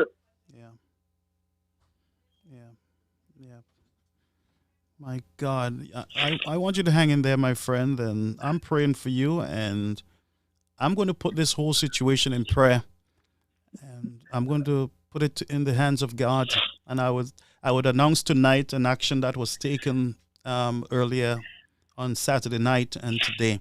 But my friend, Miss Ward, you have my support and encouragement and prayer. And you know what, Garfield, I thank you so much for your support. I thank you for every single person who's reached out to me, who's spoken. I thank you, my friend Norbert. I thank you for every single person who's reached out to me. I'm sorry I can't return all the messages. I've just been very subdued, very down, very hurt, very angry this weekend. But I thank you for all the messages that have come through Facebook, WhatsApp, all kinds of mediums, calls that I've gone unanswered. I am sorry I'm not able to respond to them. I am just very, very, very... I don't even know the word Garfield. Garfield I have not been raped, but it's a thought of a man. Just the thought. It's thinking that he has that power over me. Yes. I am disgusted to my core. My skin is crawling. I know it has psychological effect. It did not happen. Of politics. Yeah. For whatever it is, there's no justification for any woman to ever be raped. But because I don't agree with the SLP, I don't support the SLP, I deserve to be raped and killed. Yeah. Garfield, I don't know. I can't stay on the phone. That's okay. Don't stay. Very upset. Yeah, but you hang in there, my friend, and we'll talk. Okay. Yeah, we'll talk right after. Folks, I am very much upset, and all those under the sound of my voice should be upset. There should be no one here with any excuse, and I see people here, one or two persons, making some very awkward statement. Awkward statement. In my judgment, God control me. God control me tonight. You understand? Do you understand the psychological effect it have on women on a whole? Just thinking. You know what? Let's go to the clip because I know some of you too well. You have no feelings. You are so... I'm going to take this call, but some of you have no feelings for anything until something strike your door, your home, and then you need sympathy from everybody. It is okay to have opinions and be strong about your opinions. But you cannot cross the line of wishing for anyone to be sexually molested or beaten. You can't. There is no excuse for it. Caller, you on the air. All right, the call is gone.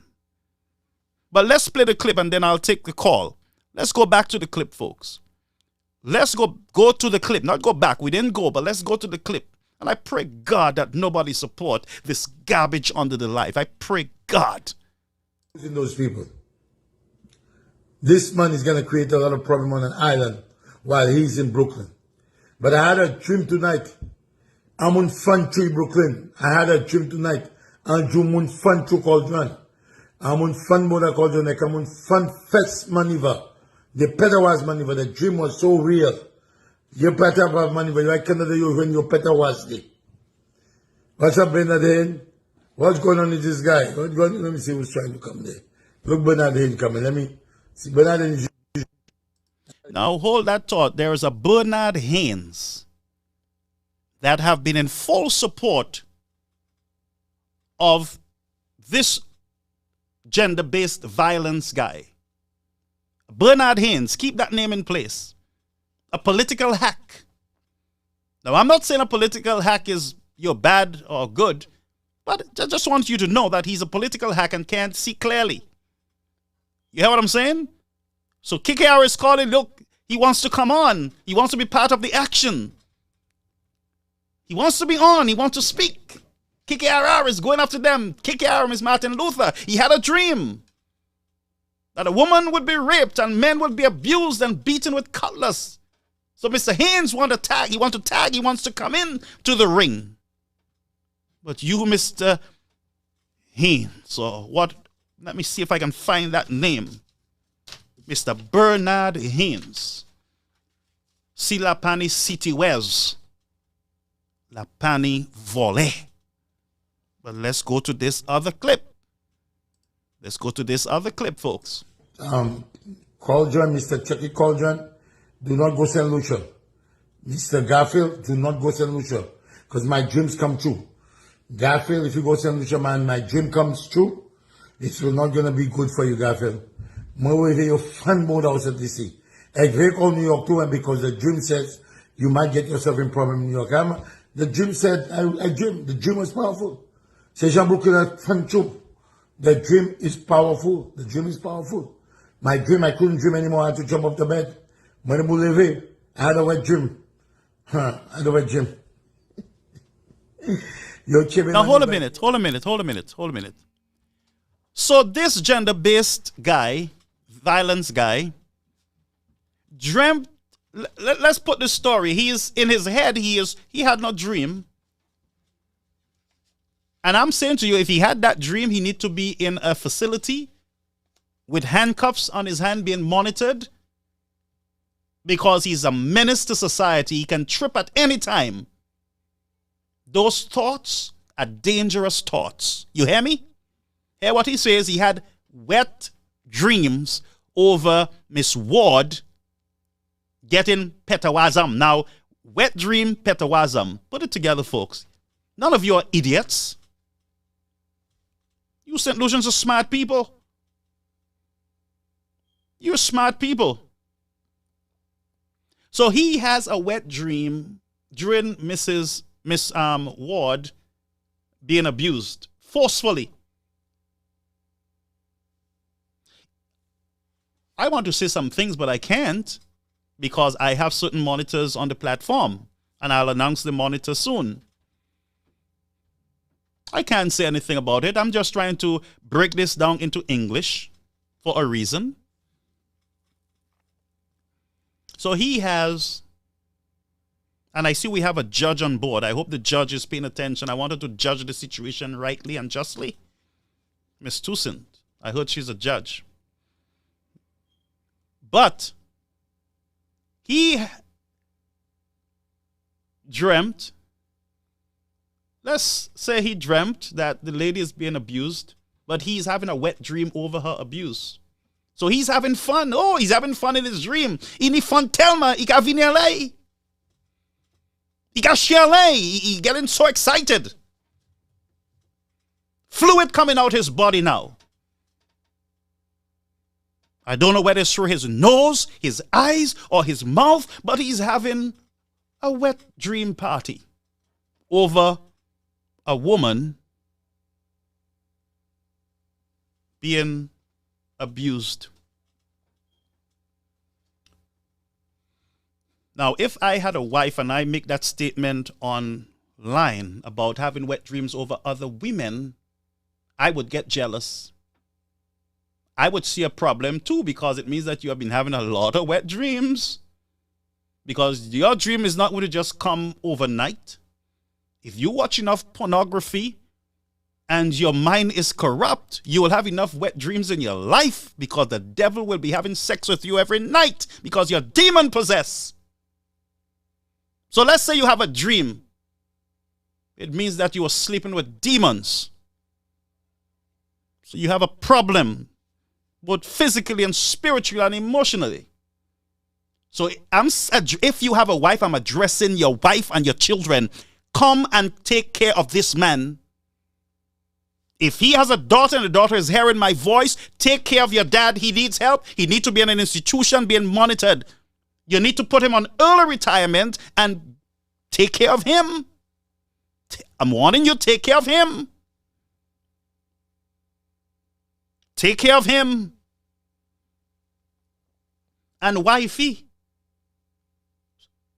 are you living with this man and he's doing this? He's having wet dreams and you home with him? What kind of story is this? What kind of zombie story is this? But let's go down into business now. So we stopped at the wet dreams.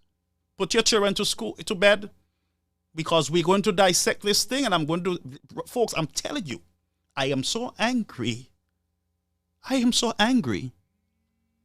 I'm not taking calls as yet, but I'm so angry. I'll take your call soon. Give me a minute, please. Let me set this up. Call back. Let's go in. Peter was maneuver. That was the part of the dream that was a wet dream. When they were beginning maneuver, so he says the part of the dream, the part where he got the wet dream was when they were petawazaming Miss Ward. Oh my God. Brethren, I want to hold this man in the throat. Forgive me, please. Yeah, let's go back to it. I had a wet dream. I had a wet dream. Yo, Chebe Maniva, yo, Petawaz Maniva, that was the part of the dream that was a wet dream. When they were bidding Maniva, you take a Chebe, you buy Maniva Petawazam, but I don't know if you can Petawaz properly, you pay Maniva. This is very hard. This is happening in my dream. Yes. Yes, yes, call John. Sesimo Sewe. I want to see that the policy is getting out of hand. Yep. And you know, I mean, the people who's causing all these problems, this thing is very serious. This thing is very serious. This man is actually telling the people of St. Lucia to get ready. There'll be a mass protest in Dennery. Well, I had a dream last night. Yo fantet the concept as a Dennery. I was dreaming. Yo fute maniva, yo kuposhet, yo petawaz maniva. Yo fute mise, yo bache ring the bell, okay, ring the bell, but me say, yo kite say, but the dream was very powerful. Yo chebe maniva word, yo petawaz maniva word, all over Bexel, yo petawaz maniva word. Yo many cases, yo petawaz. E basta po petawaz oko, yo veilame. The other one, Pastor Allegation, yo chebe, yo pije goje, yo fanfest, yo fite pa kukutlan le monday. Yo bay pa kukutlan le monday, shake pa kukutlan le monday. Yes, the dream kept on going, yo kan fute kut pa kukutlan monday. Chucky wala linet lek, yo fute lame. E ke man pou chanson tay Chucky ke we ke lame. Yep, the dream was a very powerful dream. The dream is still in my mind. I had to wake up from the dream. Because yo ni chebe Chucky in that dream, Chucky did not do well. Cauldron, Mr. Chucky Cauldron, do not go St. Lucia. Mr. Garfield, do not go St. Lucia. Because my dreams come true. Garfield, if you go St. Lucia, man, my dream comes true. It's not going to be good for you, Garfield. More your fan mode out at DC. A great old New York too, and because the dream says you might get yourself in problem in New York. The dream said, I dream. The dream was powerful. C'est Jean-Bouquin fan too. The dream is powerful. The dream is powerful. My dream, I couldn't dream anymore. I had to jump up the bed. When I moved, I had a wet dream. I had a wet dream. So, folks, let me just stop this. It sounded like he had a wet dream about myself and Mr. Cauldron too, because he said he had another wet dream. At first, he said he had a dream about, he had wet dreams with Maniva Ward, but now he's saying that Garfield and Chucky Chuck, you know, you all watch yourself too, because when I get the wet dream, I jump up. And my dreams come. Listen to me. Let's deal here. Let's deal here, folks.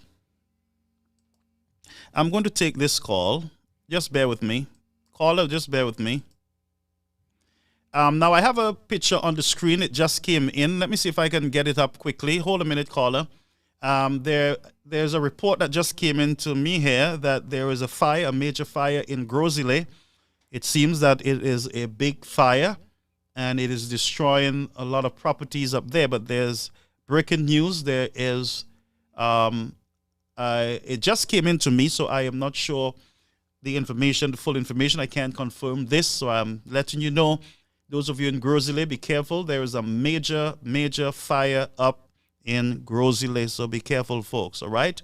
So let's get back to Let's get back to business. Let's get back to business here.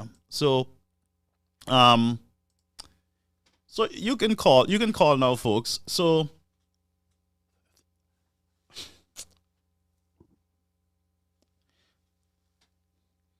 now let me I don't know who can justify this. No woman deserves rape, abuse, sexual abuse, because she does not support your party or because she did something in the past. Caller, you're on the air, Caribbean American News Network. Good evening, Brother Garfield. This is Ian Cauldron. How are you doing?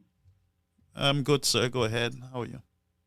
Brother Garfield, like you, and like I want to emphasize, my heart goes out to our sister Minova Ward. I mean, it was just touching. It was very sad to hear her. I mean, Cleophas Jules, aka KKR, is a sick individual. And what is even more sad, he is the representative of the St. Lucia Labour Party. Let us not lose sight of that. KKR's threat to my life, Brother Garfield, and to your life, and to Sister Minova's life is a serious thing. Right now, Brother Garfield, I had to put some security measures in place in St. Lucia. I'm not taking anything for granted. I'm walking on the road today, Brother Garfield, and I have to be looking over my shoulder in the United States of America. Could you believe that? Wow. It is serious, and I want St. to understand why, on what basis this sick individual, would go out there and try to incite people, or not incite, lure people into attacking us violently, in the most violent way, all because we oppose the St. Lucia Labour Party. What is the justification for this? And this is serious. My family has been affected because the word is out there. We're living in a small village right now. Information travels. And I'm trying to be strong, but at the same time, Brother Garfield, I cannot let my guard down, because this is serious. When you threaten someone's life, this is serious. And for him to do that, and the climate that we're in today, it is very, very a strong probability that this can happen to you, Brother Garfield, and it could happen to me, and it could happen, God forbid, it could happen to Sister Minova Ward. Here it is, you played the clip, and you're on point that the Speaker of the House is inciting violence by saying he has ammunition, he will use it by any means, he has a bazooka. So the environment is ripe for these kinds of things. And it's not no dream. It's not no accident. These things are very, very much calculated by this individual, this sick individual, and the St. Lucia Labour Party government. They want to silence people. Because we're speaking out, we're very vocal, and we're speaking against the wrongdoing of this government. And that's why they're going after us. But I have put some security measures in place, and if I do decide to travel back to St. Lucia, I'm a citizen of the country. I'm not going to be fearful of going back home if I have to and pay a visit, but I cannot cannot take it for granted. But it's a sad day, Brother Garfield. There's nothing to rejoice about for our democracy. I mean, look at what's happening not to mix the issues tonight, but these are indicators that we should pay close attention to. Look what's happening to the leader of the opposition in the Parliament of St. Lucia. He's been taken to a privileges committee for what? And they're trying to push him out of the Parliament of St. Lucia when he's a duly elected member of Parliament. So it's in the DNA of the Labour Party right now to silence dissenting voices. And their way of doing it, if they cannot do it the lawful way, they do it the illegal way. And they will send agents like the SICO to do their bidding. So, Brother Garfield, good program, but it's a sad day for me. I feel very sad. Listening to my sister Minova Ward in particular is touching. And I just want to say to her that I'm standing with you, Brother Garfield. I'm standing with all right-thinking St. Lucians who want to speak out, and don't be fearful. We all have our constitutional right to speak out against the wrongdoing of any government. Let us not be intimidated. And I just want to say good show, and I love you, Brother Garfield, for what you're doing. Yeah, thank you. And have a good night. And I appreciate you, my friend. Thank you so much, folks. Thank you, Brother Ian. That was Brother Ian there. And he also was threatened. Now, somebody said, let me just, now I have something loading quickly. I know you got to go, folks, but I have something that is loading right now from Mr. Jules, KK guy. He's back, he's on tonight again, and he's talking foolishness. So it's clear that this guy has a problem.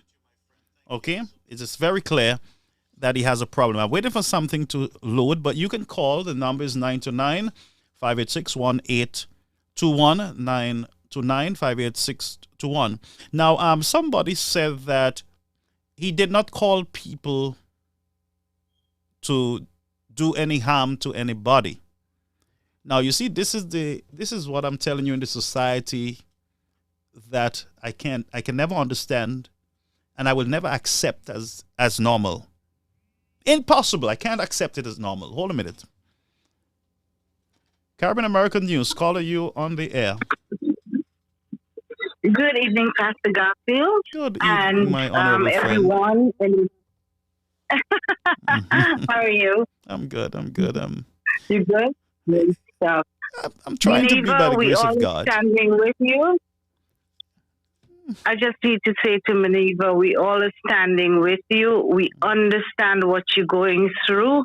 Some of us may never have been in that situation. However, this character is a sick character.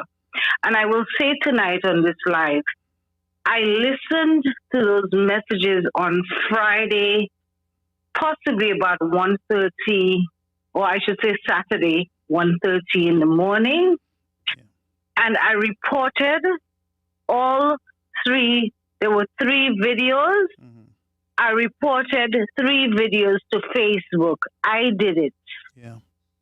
Because at the end of the day, when I listened to this, my skin crawled. Yeah. I could not understand how someone would use social media not only to, I say, rape someone of their dignity, but to incite that kind of violence for politics. Yeah. How insane is that?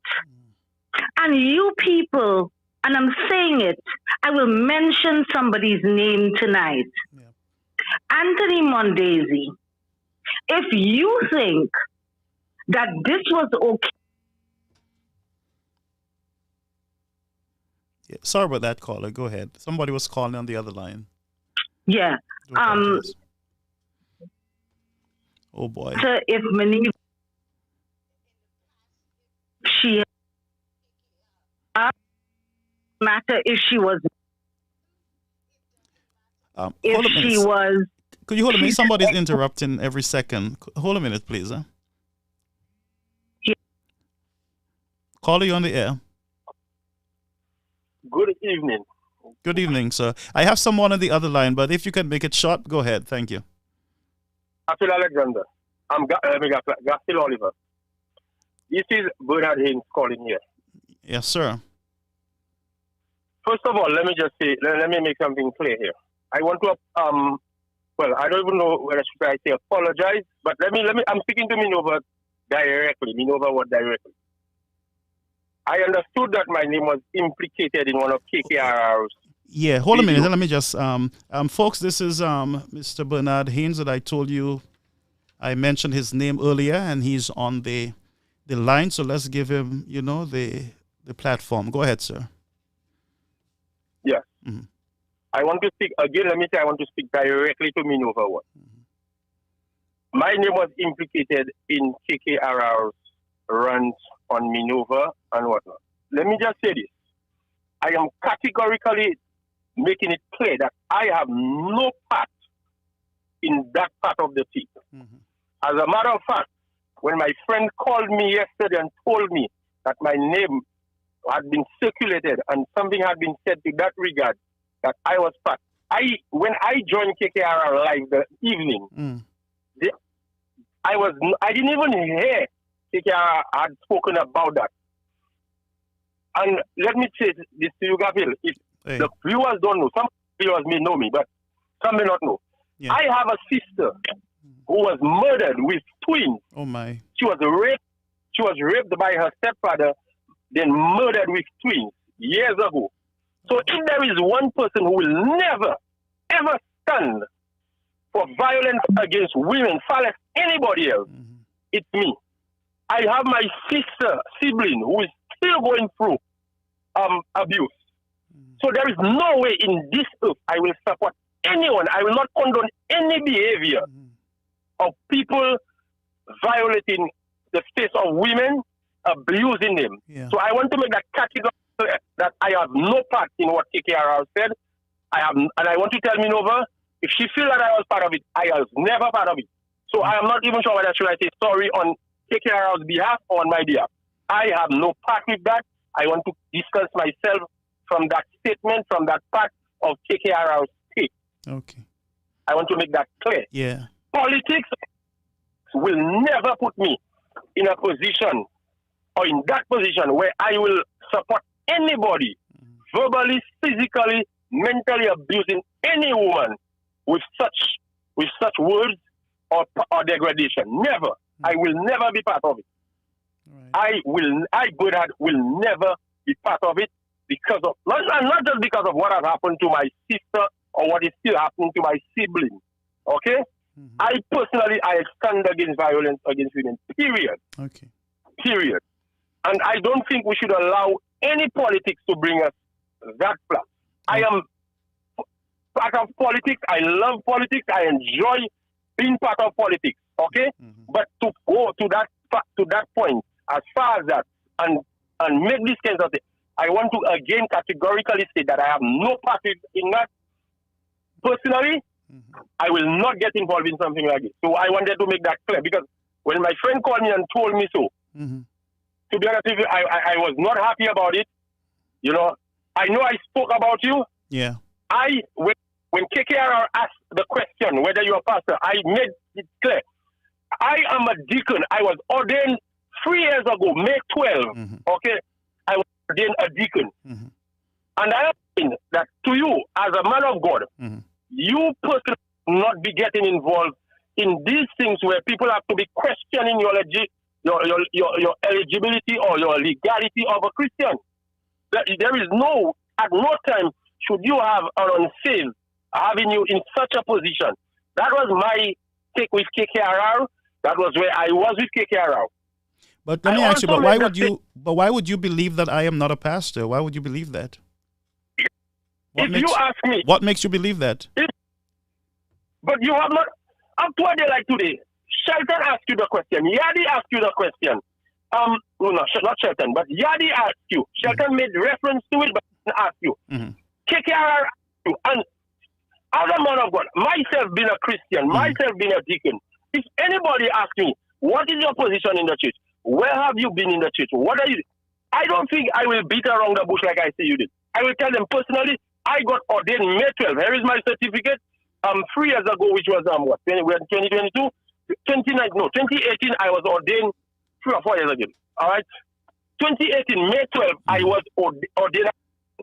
Now, if you want to question that, here is my certificate. No, that's not going to help. That's not going to help.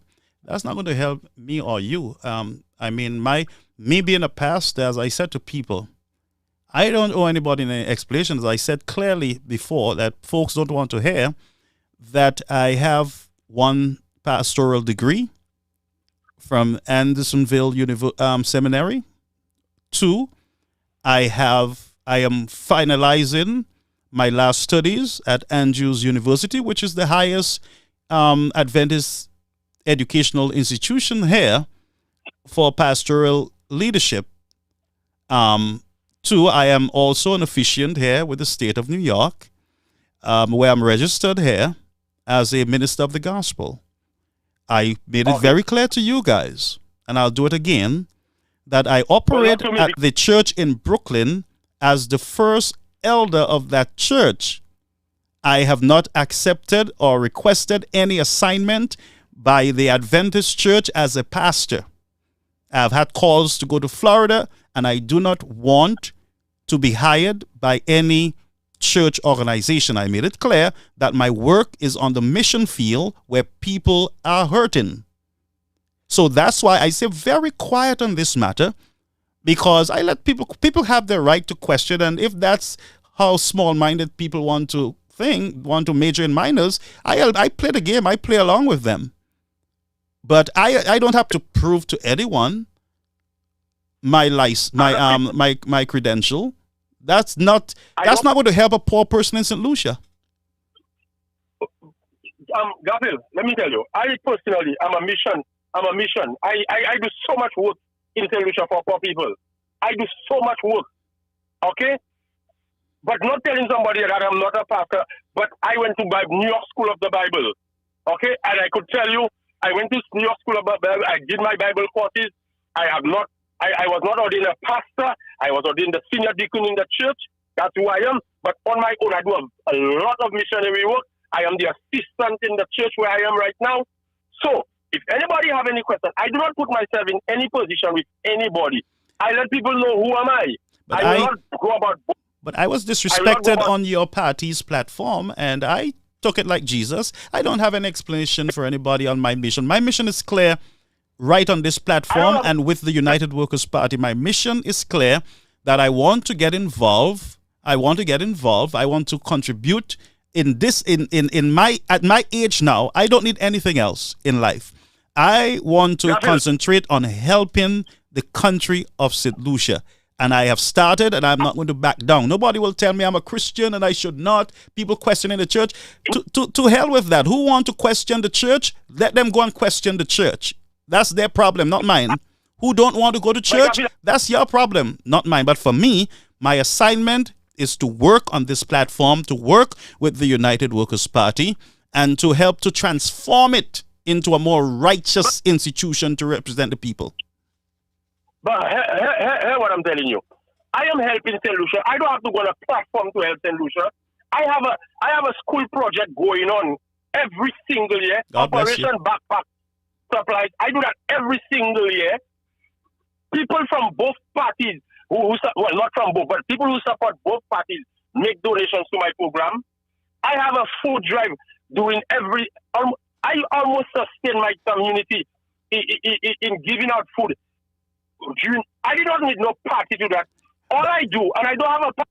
My philosophy is aligned to that of the St. Lucia Labour Party. But I don't get anything from the St. Lucia Labour Party. Let me ask you. They don't feel. But let me ask you. You said that you are ordained deacon. Why are you in politics as an ordained deacon and a political hack? No. I have said it many times, over and over again. There is nothing that prevents a Christian from partaking in Christianity. Except me. Except me. Said you cannot. What I have always tell you, Gatil, is we cannot go to the point. A Christian cannot go to the point of reproach. We cannot go to the point of dissension. Brother, you can't stop reproach. Hey, you can't stop reproach. Christ couldn't stop it, and I'm not going to even try to please anybody or stop it. I am a man who stands for truth.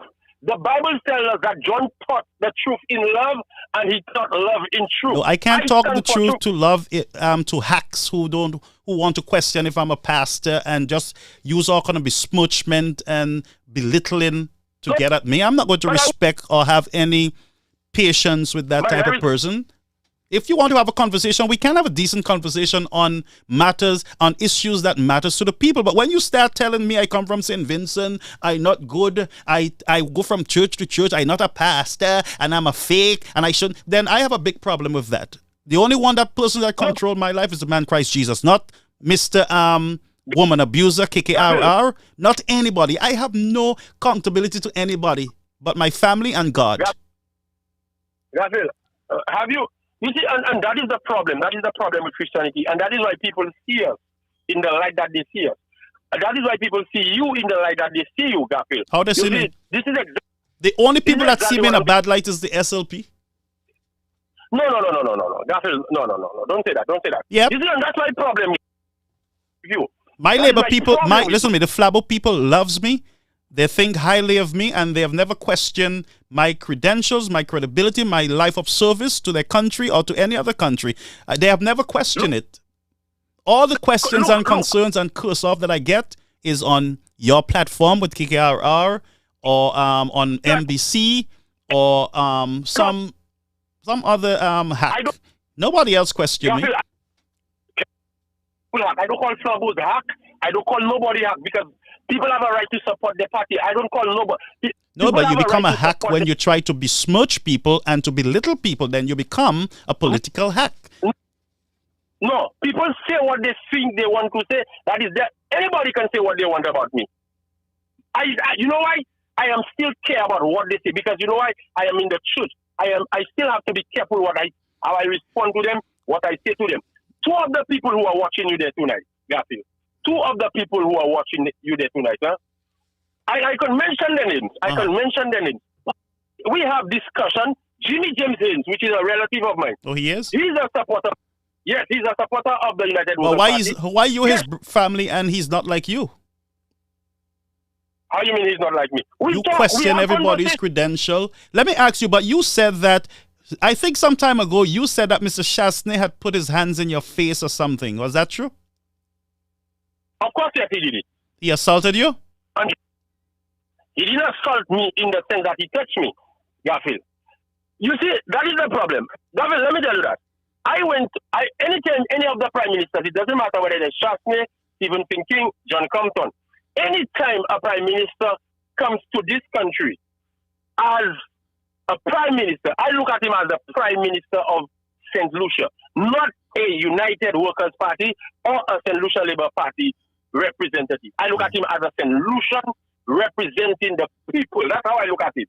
So when he came here, Chasney came here, I went to the meeting. I did not say to myself, that's a flabo thing. No, he came in the capacity of the of St.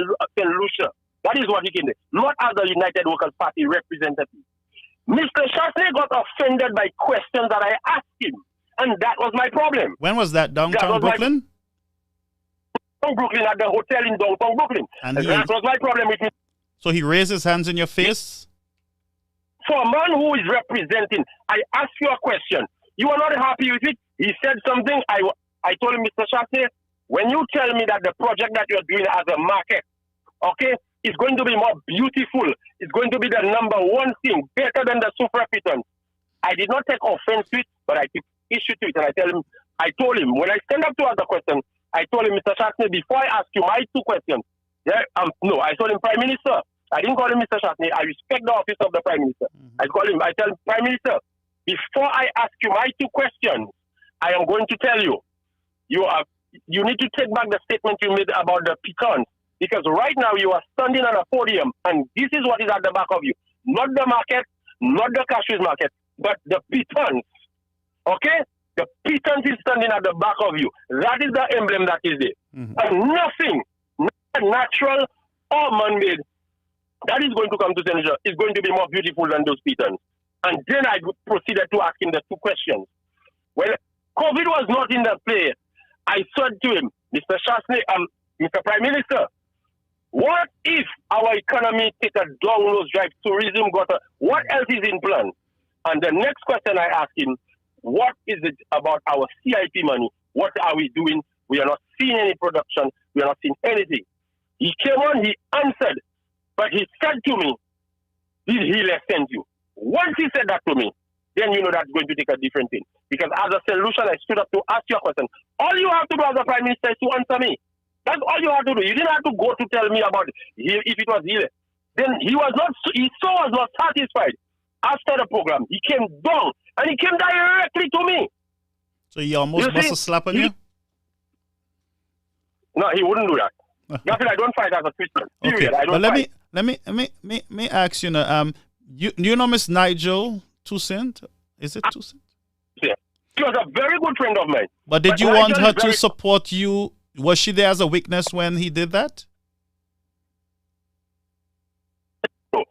Nigel is, you see again, that is when you will get involved with the earthly thing. Upa with one question. What do you mean, ma with one question? Gabriel, madame question, madame quoi? Madame Osako. Who had the Charles No. filibuster bagay la. Anyway, I will try to connect you. I will have to try to connect with you another time because I have another call coming in. But I thank you for calling, and I will pass on the information. Yes, but I definitely want that part of it. I want Minova to know that I have no part to play in that. I am not part of it. I don't want to be part of it. I don't want to be associated with it because, as I said, I had a sister who was murdered and raped. And when it comes to these things, I am very sensitive. And I do not want people to implicate me in these things. But I want you to also communicate because KKRR, you have a lot of influence with him. Why don't you do a program with him and encourage him to retract that statement or stop it? Because he went again tonight making statements against the woman. You can take, no, let me not use that. Let me not use because I might use it and they might say, you can talk to people And if people don't want to listen to you, they just will not listen. Okay. Okay? All right, no problem. I got you. Okay, brother. But thanks for calling, though. I got to take another call. Yes. All right.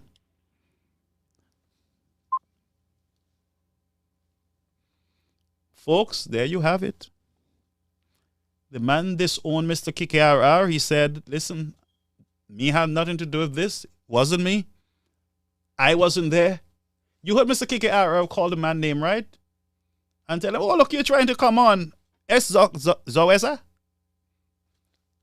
Folks, I mean, I'm a little confused. I think that somebody is imitating the judge, and we got to clarify that.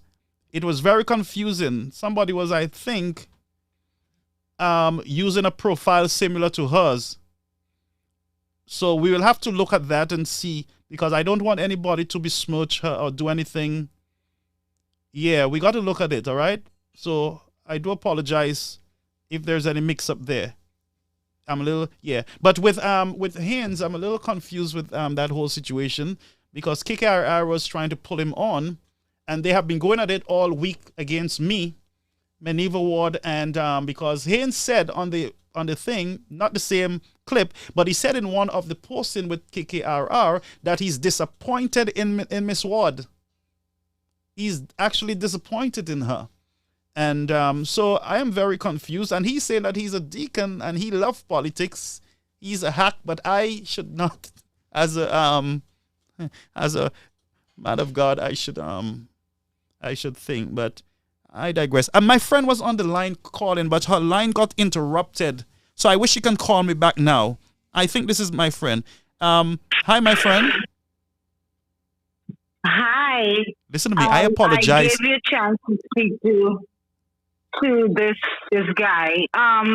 Thank you for calling Pastor back, Gabriel, not a problem. I want to tell Bernard Haynes, he is an outright liar.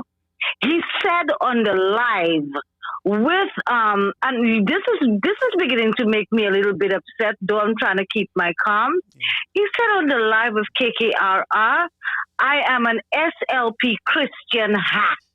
Oh, you said that? And if anyone, yes, he did. Let me write that down. And he's just finished saying, right, that he has never called anyone a hack, or he's not a hack, and he wouldn't call himself a hack. He just said it. And somebody who's an elder in a church to have such a haughty character, that says a lot about you, my friend. You need to go back to school. You need to go back and educate yourself about Christianity but let me and tell the way you, Christians But that's why in the Adventist church too, a lot of people stay in Brooklyn and go to a Sunday school seminar and become bishop, pastor, and doctor. But I pay thousands of dollars to go to the highest institution. And I just finished spending a few $1,000s in one. But I am the one that should not be. Anyway, sorry, caller. I didn't mean to disrupt you, but I had to drop that in. Yes, and now they want to question whether you're a pastor or not. If you have not been ordained as a pastor, it does not mean that you are not a pastor. As long as you study and you get your degrees and whatever certificates that you need to get, as a pastor, you are a pastor. Do you have to be ordained to be a pastor, or do you have to study to be a pastor? So Bernard Haynes, go back to school and go learn how Christians behave, and stop telling lies as an elder in your church. The tape is there. You should go back and listen to it. You should listen to yourself and what you said, because I sat and I listened. Now, let me move on to something else. There are people in the forum stating that, oh, Meneva was friends with KKRR and she did whatever. It doesn't matter if Meneva was KKRR's wife. It doesn't matter if she had any relationship with him. It doesn't matter what. He has no right He had no right to do what he did. You dreamt Maneuver was being raped, and excuse my language, you had a good come. And people in the forum, sorry, but you understand we all are adults here. We have no children in the forum. All the children are sleeping now. Mm-hmm. That's right. Yeah. And you had a wet dream? Yeah. You're a sick character. You need help. Yeah. You need help. And people are going to say it was just a dream. Yeah. I had a dream. Anthony Mondesi, I had a dream. Don't compare KKRR to Martin Luther King. There is absolutely no way. Yeah. Yeah. No way. So stop with your crap. Mm-hmm. All of you in the forum, stop with your crap. Mm-hmm. They're inciting violence in St. Lucia. The Speaker of the House, his language. Yeah. The Prime Minister, his language, and lots. I can go after them now. Now that I'm in government, I can go after. I want to go after all of them. Ernest Hille, you said it. Inciting violence in St. Lucia. People are dying every day. Mm-hmm. There's a murder in this country almost every day. Yep. Yeah, we have some other young persons. Who is paying attention to that? Yeah, we have a number of young persons losing their life. Their life there in St. Lucia. That's right. Yeah. People are being shot every day. There's bloodshed in this country. There's never been so much bloodshed in St. Lucia. And I'm passionate saying that tonight. Yeah. Because this is wrong. Mm-hmm. This is wrong. You cannot incite violence like this and expect that those young people who are not even spiritual, have never gone to church, don't even know that God exists, who empty vessels walking around. Mm-hmm. You're inciting stuff like this. People are dying every day in this country, and that is supposed to be accepted? Yeah. I am sorry, that is unacceptable. That is not accepted. And we St. Lucians need to stand up against this nonsense that's going on in this country. Mm-hmm. It is about time. We need to put our feet down, go on the street, walk silently with placards, wave a white flag. Peacefully. You didn't come here to cause any problems. We are making a mark in St. Lucia. It is about time. If this goes on for much longer, we are not going to have a St. Lucia. Yeah. Our children are not going to have a St. Lucia to live in. Yeah. Our children are going to be killing each other in schools. Our children are out there attacking each other at stores, on the street of Castries. Mm-hmm. Students are attacking teachers. We have bloodshed every day. And you St. Lucians think this is normal? Yeah. This is not normal. We need to put a stop to anyone who incites violence and have those young people following up and doing all these mad things. Yeah. We need to put a stop to it. As parents, we need to put our feet down. We need to pray about this, and we need to put our feet down and stop this nonsense. Mm-hmm. It is about time. Yep. I'm fed up. Yep. But I have an announcement. I have an announcement to make tonight. Two major announcements. But while you're on, I will make one.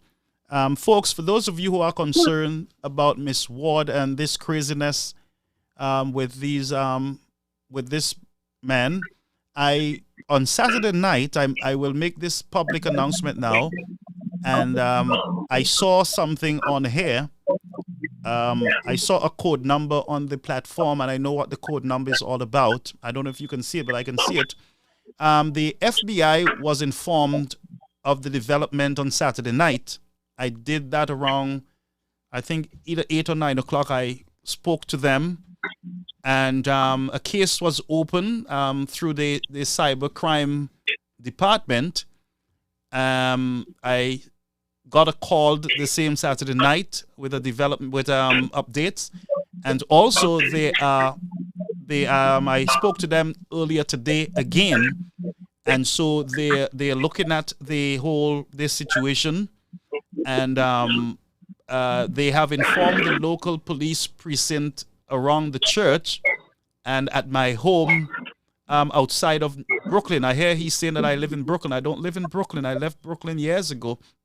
And so around our home precinct and the one in Brooklyn at the church, they have already alerted them that they're investigating this matter. So I just wanted to say and send a signal to the police also in St. Lucia that, one, we have not asked anyone to commit any violent act in St. Lucia, and we will never encourage it.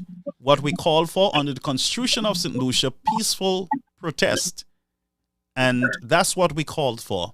And as a result of that, we were threatened. Mrs. Ward was threatened with harm, and myself and Mr. Cauldron. So tonight I wanted to, in English, break it down in a certain way, and I was successful in doing so. But the truth of the matter is he is being investigated, and that's the truth, by the FBI. And as updates come to me and they allow me to speak about it, then I would let you know where it is at this time. But there is a serious investigation now. And the United States, you don't play those games here. You can play it in St. Lucia or under the banana field, but not here in the United States. They do not mess with that type of terrorist activity, cyber terrorist activity that you're doing. You will stop, and if you make another life again, you keep making life. You might be foolish enough, but keep with your ego. Keep going. Make another one and another one. Pierce her pictures all over your page. Keep going. You will. The longest rope have an end, and I suspect that you, sir, you're at the end of your ignorance and your stupidity. Sorry, caller. Go ahead. Yeah, hopefully he'll get someone to try and help him and save his sorry soul. I doubt it very much. And for the persons who are encouraging this, shame on you. Shame on all of you. All of you who are encouraging this type of behavior. You have mothers, you have sisters, you have brothers, you have children, you have wives, you have husbands. And think about it. Think about it. Think about it. Yeah. And for all the women who are out there saying, oh, but he didn't touch Maneva. Hello? They raped her so many times from wherever to, from Bexar to wherever. And then they threw her in the ocean. And then they beat Pastor Garfield with a cutlass and this and that. And they threw him in the ocean. Yeah. This was a dream, KKR, and if you call that comedy, my friend, this is not funny. But he's under the live. He's under the live. Sorry, he's under the live using somebody else's name, which is bad too, because that person is a decent person also. Go ahead. Didn't he say he has 22? I think he said he has 22 Facebook. Different pages that he can use. So if they shut him off one, he's going to come on another one. Continue KKRR and you'll find out where you end up, because you will end up exactly where you're saying others are going to end up. Be very careful what you say. Be very careful what you say. Careful. It will turn around. And it will turn around on you. On you, you shameless man. And you call yourself a comedian? This is not comedy. There's nothing funny about it. And for all of you St. Lucians, take note. Take note. This is not where we want St. Lucia to be. Yeah. This is not the country that we want our children to grow up in. This is not the environment that we want to create for our little ones. Not even our big ones, nor our mothers, nor our grandmothers. Yeah. People are being raped and killed in St. Lucia. People are being shot every day. Every day, guys. Every day. Pay attention to it. The bloodshed is getting more and more. Yeah. Do you think this is normal? Yeah. St. Lucians, pray. Yeah. Let us pray. People say, oh, everything they say, go to God. God has all the answers. Yeah. sometimes when we humans don't have it and we go to God, it happens instantly. That's right. Where 2 or 3 are gathered in his name, there he is in the midst of them. Yeah. Anthony, And I'm just sorry. remember Anthony that Mondesi, I'm very solution. close to blocking you from the platform because you're being a nuisance now. You're disrupting the conversation. I'm very close to making you the first victim of my block button. So be careful. Go ahead. That's a shameful one. He has no shame. Anthony Mondesi, if you're a grown man, act like it. Maybe you don't have a mother and you don't have a daughter nor a wife. And if you don't, there's a reason for it. Think about it. You think about it. Sick individuals. Everyone who's encouraging this by KKRR is just like him. Birds of a feather flock together. Yeah. And having said all of this, I need to tell Solutions, good night. Good night. Look around you first of all and ensure this is the environment you want your children to grow up in. Look around you. You live here, look around you and see what's happening. And if you don't like, if you like the environment, do nothing about it. Let it escalate. Let it continue. If you don't like the environment, the power is in your hands. Okay. When we hire people to work for us, they need to work in the best interest of the country, for us. Yep. They can't come and boss us around. We are their bosses. We put them there. We can fire them. Yes. And think about it. Stop acting like, oh, they are your bosses. They're not your bosses.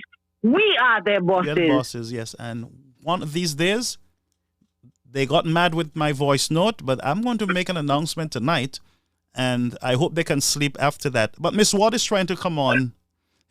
I think there's something that might be irritating her. Okay, so I'll hang up. All right. Thank you good so night. much, my I'll hang friend. up. Yes. Miss Ward, you can call back. I saw your call. By the way, am I seeing right? There's something that I am not understanding. It's on is this the Nigel? I'm seeing something there. Is this a fake account or a real account? Because I'm seeing her saying that Meneva Ward has done so much to her. And it seems like she's saying that this is good. Everything it's okay. I'm not sure if this is real, but I'm very confused. Miss Ward, I'm a little confused with the text I'm seeing here. Hey. Sorry, Garfield, you said what? No, I'm a little concerned. I saw a statement, but I'm not sure if I'm seeing right. I saw a Nigel lady is saying that Miss Ward came at her in the very worst of way. So I'm not even sure if that's real. So I don't know. Garfield, let me tell you this. Let me say this to you. I do not know what it is about me. I don't know what it is that has people like Nigel Toussé, who I do not know, that has people like Cleopas Jules, that has so many others obsessed with Meneva Ward. I do not know. I do not know if it's the fact that they have all invested heavily in seeing me fail, and I refuse to fail. I don't know if it's my boldness. I don't know if it's my mouth. I don't know if it's the fact that I do not cower. I don't know what it is. This woman, along with many other people, Nigel Toussé, a former magistrate of St. Lucia, a lawyer, somebody who's supposed to know better as a woman, I am disappointed and disgusted with you. I am disgusted with you. Talking about the FBI is investigating me. Investigate me for what? Nigel Toussé investigating me for what? What is the FBI investigating me for, Nigel Toussé? You are disgusting. You are even more disgusting than a man. You are pathetic. You are justifying the threat of rape on a woman, Nigel Toussé. You former magistrate. And I have noted the comments in the news thing about you. I have noted the comments in the police officers. You are the most hated magistrate because you are vile and you are disgusting. How could you ever justify the threat of rape on a woman? You are pathetic. Nigel Toussé. The FBI is investigating me for what? Hold on, Garfield. What is the FBI investigating for Nigel Tuesday? For what? What have I ever done? I have stood with law enforcement in St. Lucia. I have made my position very clear. I stand on the side of law and order. For years before the election, I stood with Norbert on his show, keeping real every single morning when I was in the Arctic in Canada, calling for solutions to abide by law and order. There are tapes to show. I have stood with the police. I stand on the side of law and order in St. Lucia. I stand with the police. The FBI is investigating me for what? Nigel Tuesday for what? You are sick, disgusting woman. Yeah. You are sick, disgusting woman, Nigel Tuesday. And you should be ashamed as a former magician, a former lawyer. And my sister Raya, somebody sent me screenshots, her rejoicing because I was sitting on the show. I have stood with this woman against the same Cleopas Jules when he harassed her for weeks. I have stood with her. I have stood with her against Richard Frederick, you, Soraya Alexander. Pathetic women, disgusting women. You laugh at rape, it will fall on your door. It will fall on your door. Because whether you believe in God, whether you believe in laws of karma, whether you believe in the golden rule, they are all the same. What you put out is what you reap. And it will fall on your door. It will not fall on mine. Because I have done nothing to deserve this except stand up boldly in the face of the Labour Party. And I will continue to do so. I will not cower. So don't worry about my upset tonight. Yes, I'm very upset about what happened this weekend. I am very upset. But trust and believe I will not back down. The Labour Party has tried every single thing against me. Every single lie under the book they have tried. And I will somebody's saying that this is I will not. Yeah, but Miss Ward, somebody's saying that it is a hacked account. It is not. That is very much Nigel Tuesday. Yeah? Garfield, that is very much Nigel Tuesday. The woman has a serious problem. She has a serious problem. The woman has rejected UWP and is trying to push herself back on the UWP. Okay, all right. That is a Nigel Tuesday. Okay. The woman has a serious, serious, serious problem. Okay. And I will not entertain her nonsense. Okay. All right. These women, these so-called women, quote unquote, like Nigel Tuesday and Soraya Alexander, who laugh and ridicule and try to justify threats on women being raped, it will fall at your door. It will return to you tenfold. Okay. Oh boy. So yeah. Okay then. So oh my God. All right. So I'll look into this, Miss Ward. Okay. Yeah. Thank you so much. Oh my God. Thank you, Garfield. Okay, my friend. Somebody said that Soraya Alexander is rejoicing, and I don't think Miss Alexander would be rejoicing over this. I think she's much smarter than this. This is not Alexander either. Because I was Mrs. Alexander's fan, and this is not something she would stand for. She would shout it out loud and not accept it. You know, even though somebody would have a problem with you, you cannot rejoice in a matter like this. I'm not sure. I think y'all are misrepresenting Miss Alexander. I would give her the benefit of the doubt until I can see something. But I would not expect any woman to be celebrating or rejoicing over such a statement. It means that we would have gone to a very bad place in our in the history of St. Lucia. I'm just saying, I'm a little confused. I'm honestly, if you see me, like confused. I'm really confused with what I'm saying. So tonight, I'm going to pray before we dismiss this program, because I believe that we are in a mess, and oh my, we are in such a mess. We got to pull this thing together. And so, what I'm going to do is I'm going to get some people to join me, and I'm going to put together a big day of prayer and ministry for St. Lucia. And we're going to do it as a prayer protest. Now, I mentioned it in the clip, but I was not specific, and persons took that all over the place. But I want us to have a prayer protest around St. Lucia, the capital of St. Lucia, around the government buildings, government institution. I want us to just walk in large groups, walk around St. Lucia 7 times around Castries. I want us to come together, all Christians and spiritual leaders and the United Workers' Party. Let's lead by example. Let's go out there in large numbers. I'm asking folks from Grosile to Viewfort, from Dennery, all United Workers' Party caucuses and organizations. You all meet quickly. Let's move quickly. You have a country to save, and let's go out there and rally the country in a prayer protest around the island. Because what I'm seeing and hearing, I can't believe that a nation has come to this. All right? I think we should remain calm, folks. We are all one. We are all in this together. And, you know, I don't think that what I'm seeing, I'm speechless. I'm really speechless, folks. So let me just get myself together. It means that I'm underestimating the temperature on the island. I'm underestimating how serious this problem is on the island. Now, even though I'm seeing all the shootings and in the prison, lawlessness, heartlessness, I would not believe that I would be rejoicing over someone's death, someone's rape, someone's house being burnt down. I would never imagine, and even though you don't support my party, I would never imagine, I will never be able to get myself to rejoicing over the downfall of my enemy. I would never imagine doing that. And I am shocked. I am shocked that this is where we are as a nation.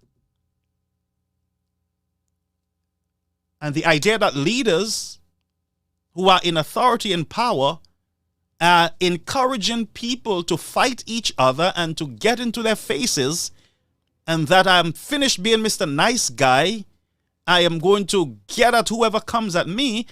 The possibility is there that those who come at you might be taxpayers who are paying your salary, Mr. Speaker. So we have a major problem, and I believe that it's time for us to hit the streets and let powers know that the power lies with the people.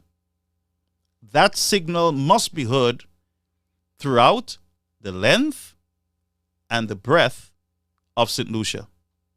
And I make no apologies for it. I just realized why people are coming at me like a storm. I'm just realizing that people are just evil. And they don't want Mr. Preacher Man to come in because Mr. Preacher Man has some power that causes some of them not to be able to sleep at nights. So, Mr. Preacher, you don't come here. You're like the priest going in to do exorcism. Don't, Preacher Man, stay out of this because you're disturbing our demons. And what I realize is a lot of people are being exposed as I came on the scene. Even my Christian friends are being exposed. A lot of people are being exposed just with my presence being here in this political, social arena. And I was wondering why the Lord sent me here. I just drop out of the sky. Why am I here? Why am I here? And I just see my purpose. So I'm saying I am going to double down. And I'm going to get deeper. I'm going to get more involved in it. So we're going to have on the ground in St. Lucia, we're going to have a day, a prayer walk and protest. We're going to write on our placards all the issues that are affecting the society. The ills, we're going to write it down. Rape, lack of tolerance, we're going to write it down and we're going to march. But like I was advised, march in white shirts. In white shirts and have a white handkerchief in your hand. Stay tuned, stand by, you and your families, and we are going to get into the streets and we are going to march. Don't let nobody intimidate you, friends. That's your democratic right under the Constitution. Don't let anybody fool you and say, preacher man want them to kill people and to fight in St. Lucia. Preacher man would never do such thing. I have more value than that. That's how they think. That's what they would have done. Burn down your banana sheds and block Mr. John Compton in the street and allow him to drive through fire. I was right there in St. Lucia. And bring on Plywood City. And send people out there in their faces. That's what they have in their heart. And so they are thinking that other persons have it in their heart also. But I am here to help with a different breed of United Workers' Party people.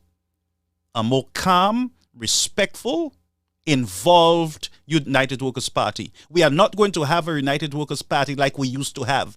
And don't tell me John Compton, UWP, no, this is not John Compton era. John Compton has served his time and he's resting. We are generating a new breed of United Workers' Party, more respectful, more kind, more helpful, more involved in social in community clubs, be it a netball club, a basketball club, helping the elderlies, a more involved United Workers' Party group. We don't want no ignorant type United Workers' Party people. We want to be the lead. We want to be the brightest. We want to be the best citizens on the island. We want to love our neighbors, whether they are SLP or whether they are no Ps or whatever Ps they are. We're going to respect and love each other because you are one people, sons and daughters of St. Lucia. And we are not going to allow any political party to divide us. So I am on the scene for righteousness. And if people want to throw me out and throw me down the road, I am here to be involved and to help with the righteousness of a nation, because the Bible says that righteousness exalts your nation, folks. Right doing right by your brothers and your sisters. So I'm calling on all United Workers' Party supporters and leaders to put down your arms if you have them. When I say arms, put down your boxing gloves. Put it down. You can be effective without giving people mepui. You don't have to give anybody mepui. We have enough mepui for ourselves. Your mepui might not be my mepui. My mepui might be bigger than yours. Yours might be stealing cows. Mine might be stealing fowls. You hear me? But all of us have mepuis. No tooth. So I'm saying let's get to work, folks. Let's get to work. Let's be the best that we can. Join social groups. Join social groups, folks. Don't be a St. Lucian. You're not involved. Join a club in your community. Create a club. I don't care what other club. It could be a knitting club, a cooking club. Just come together. Have socials in your community where you come together, you laugh, and you make cocoa tea or tea mason. Most of you can't even remember tea mason.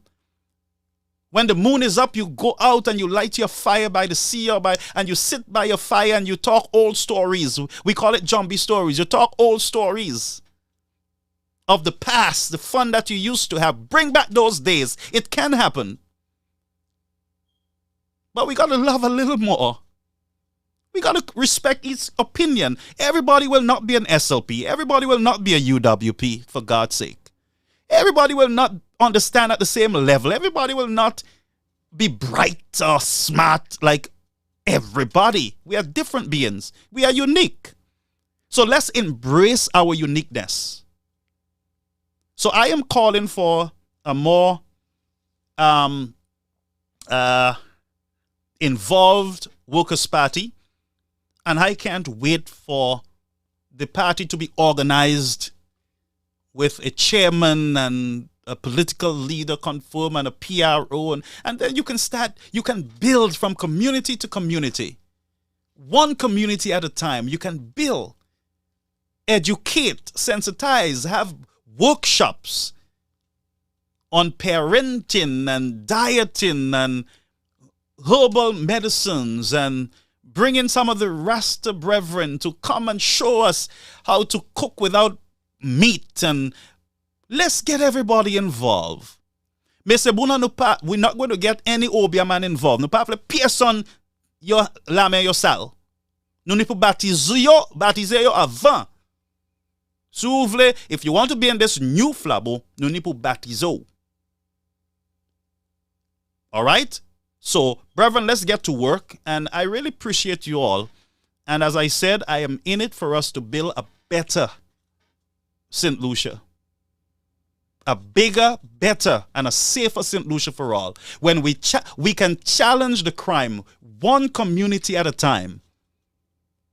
There is enough political parties represented in all these communities. Why can't they come together with social and religious organizations coming together with government to help with the crime, to bring all these young people together, all these?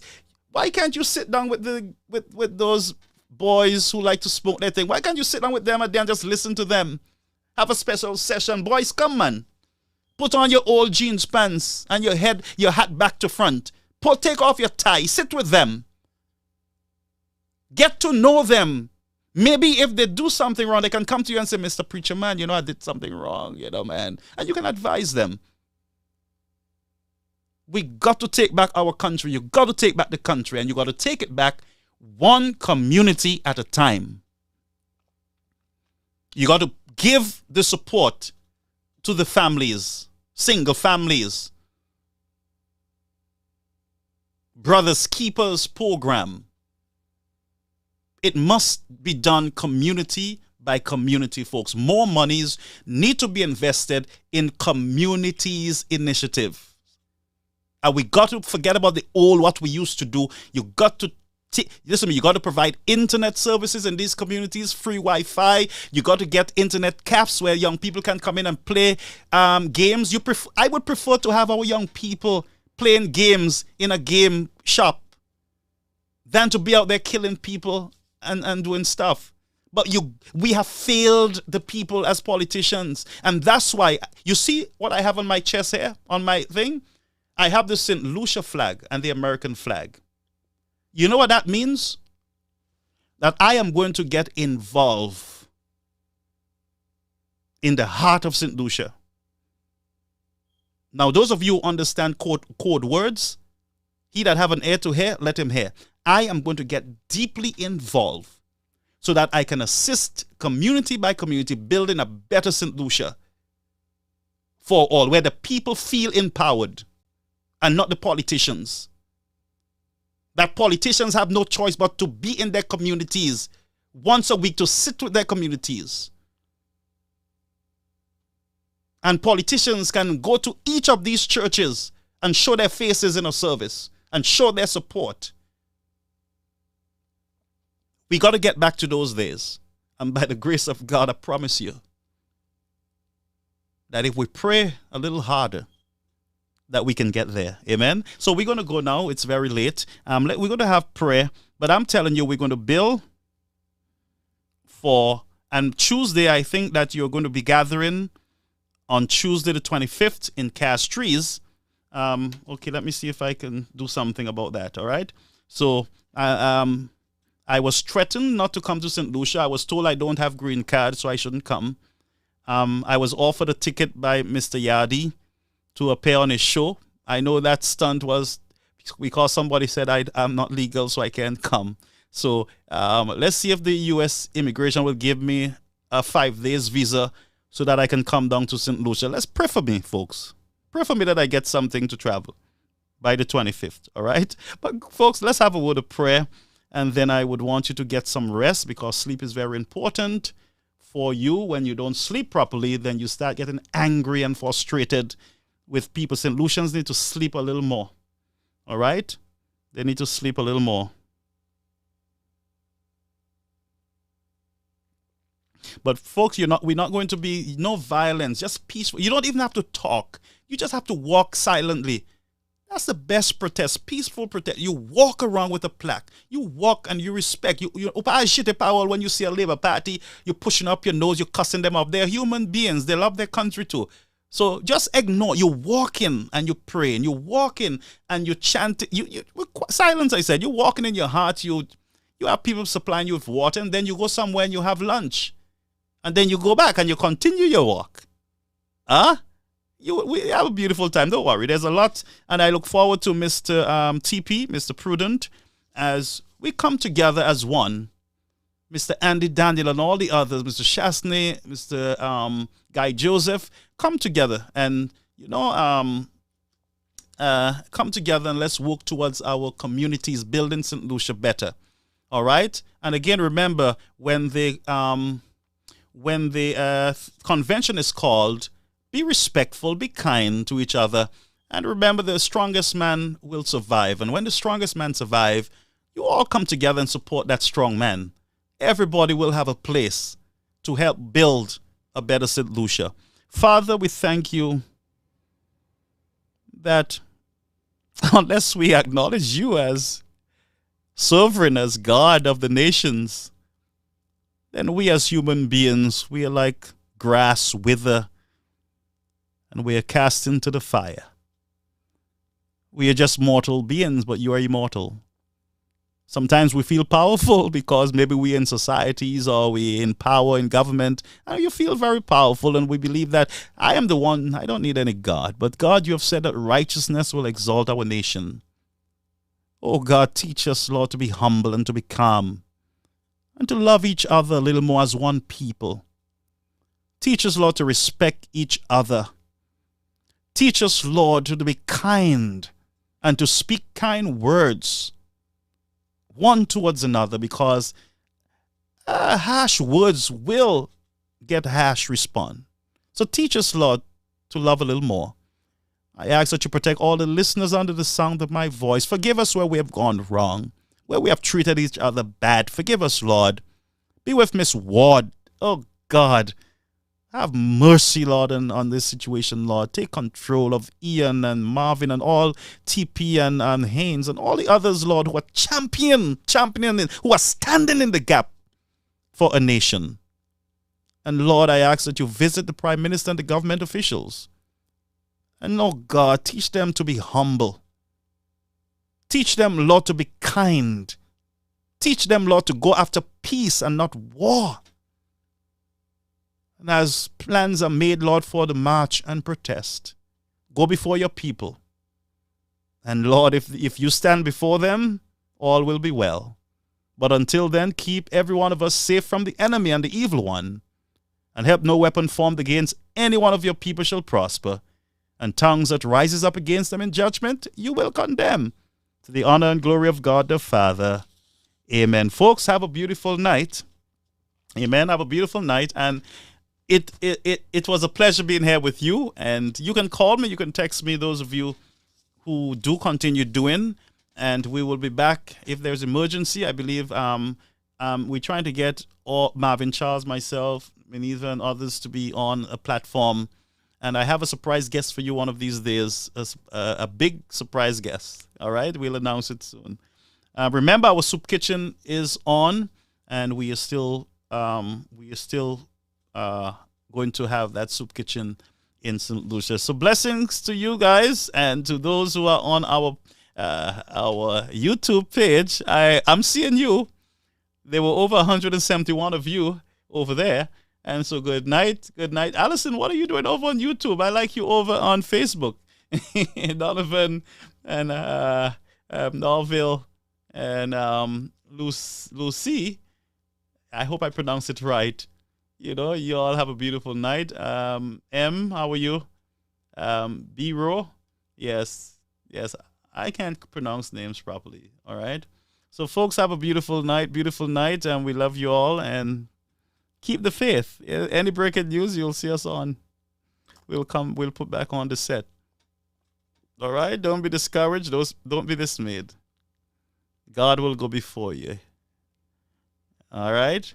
So I'm just trying to cue something in. And remember, congratulations again to our new police commissioner in St. Lucia. All righty. See you, folks.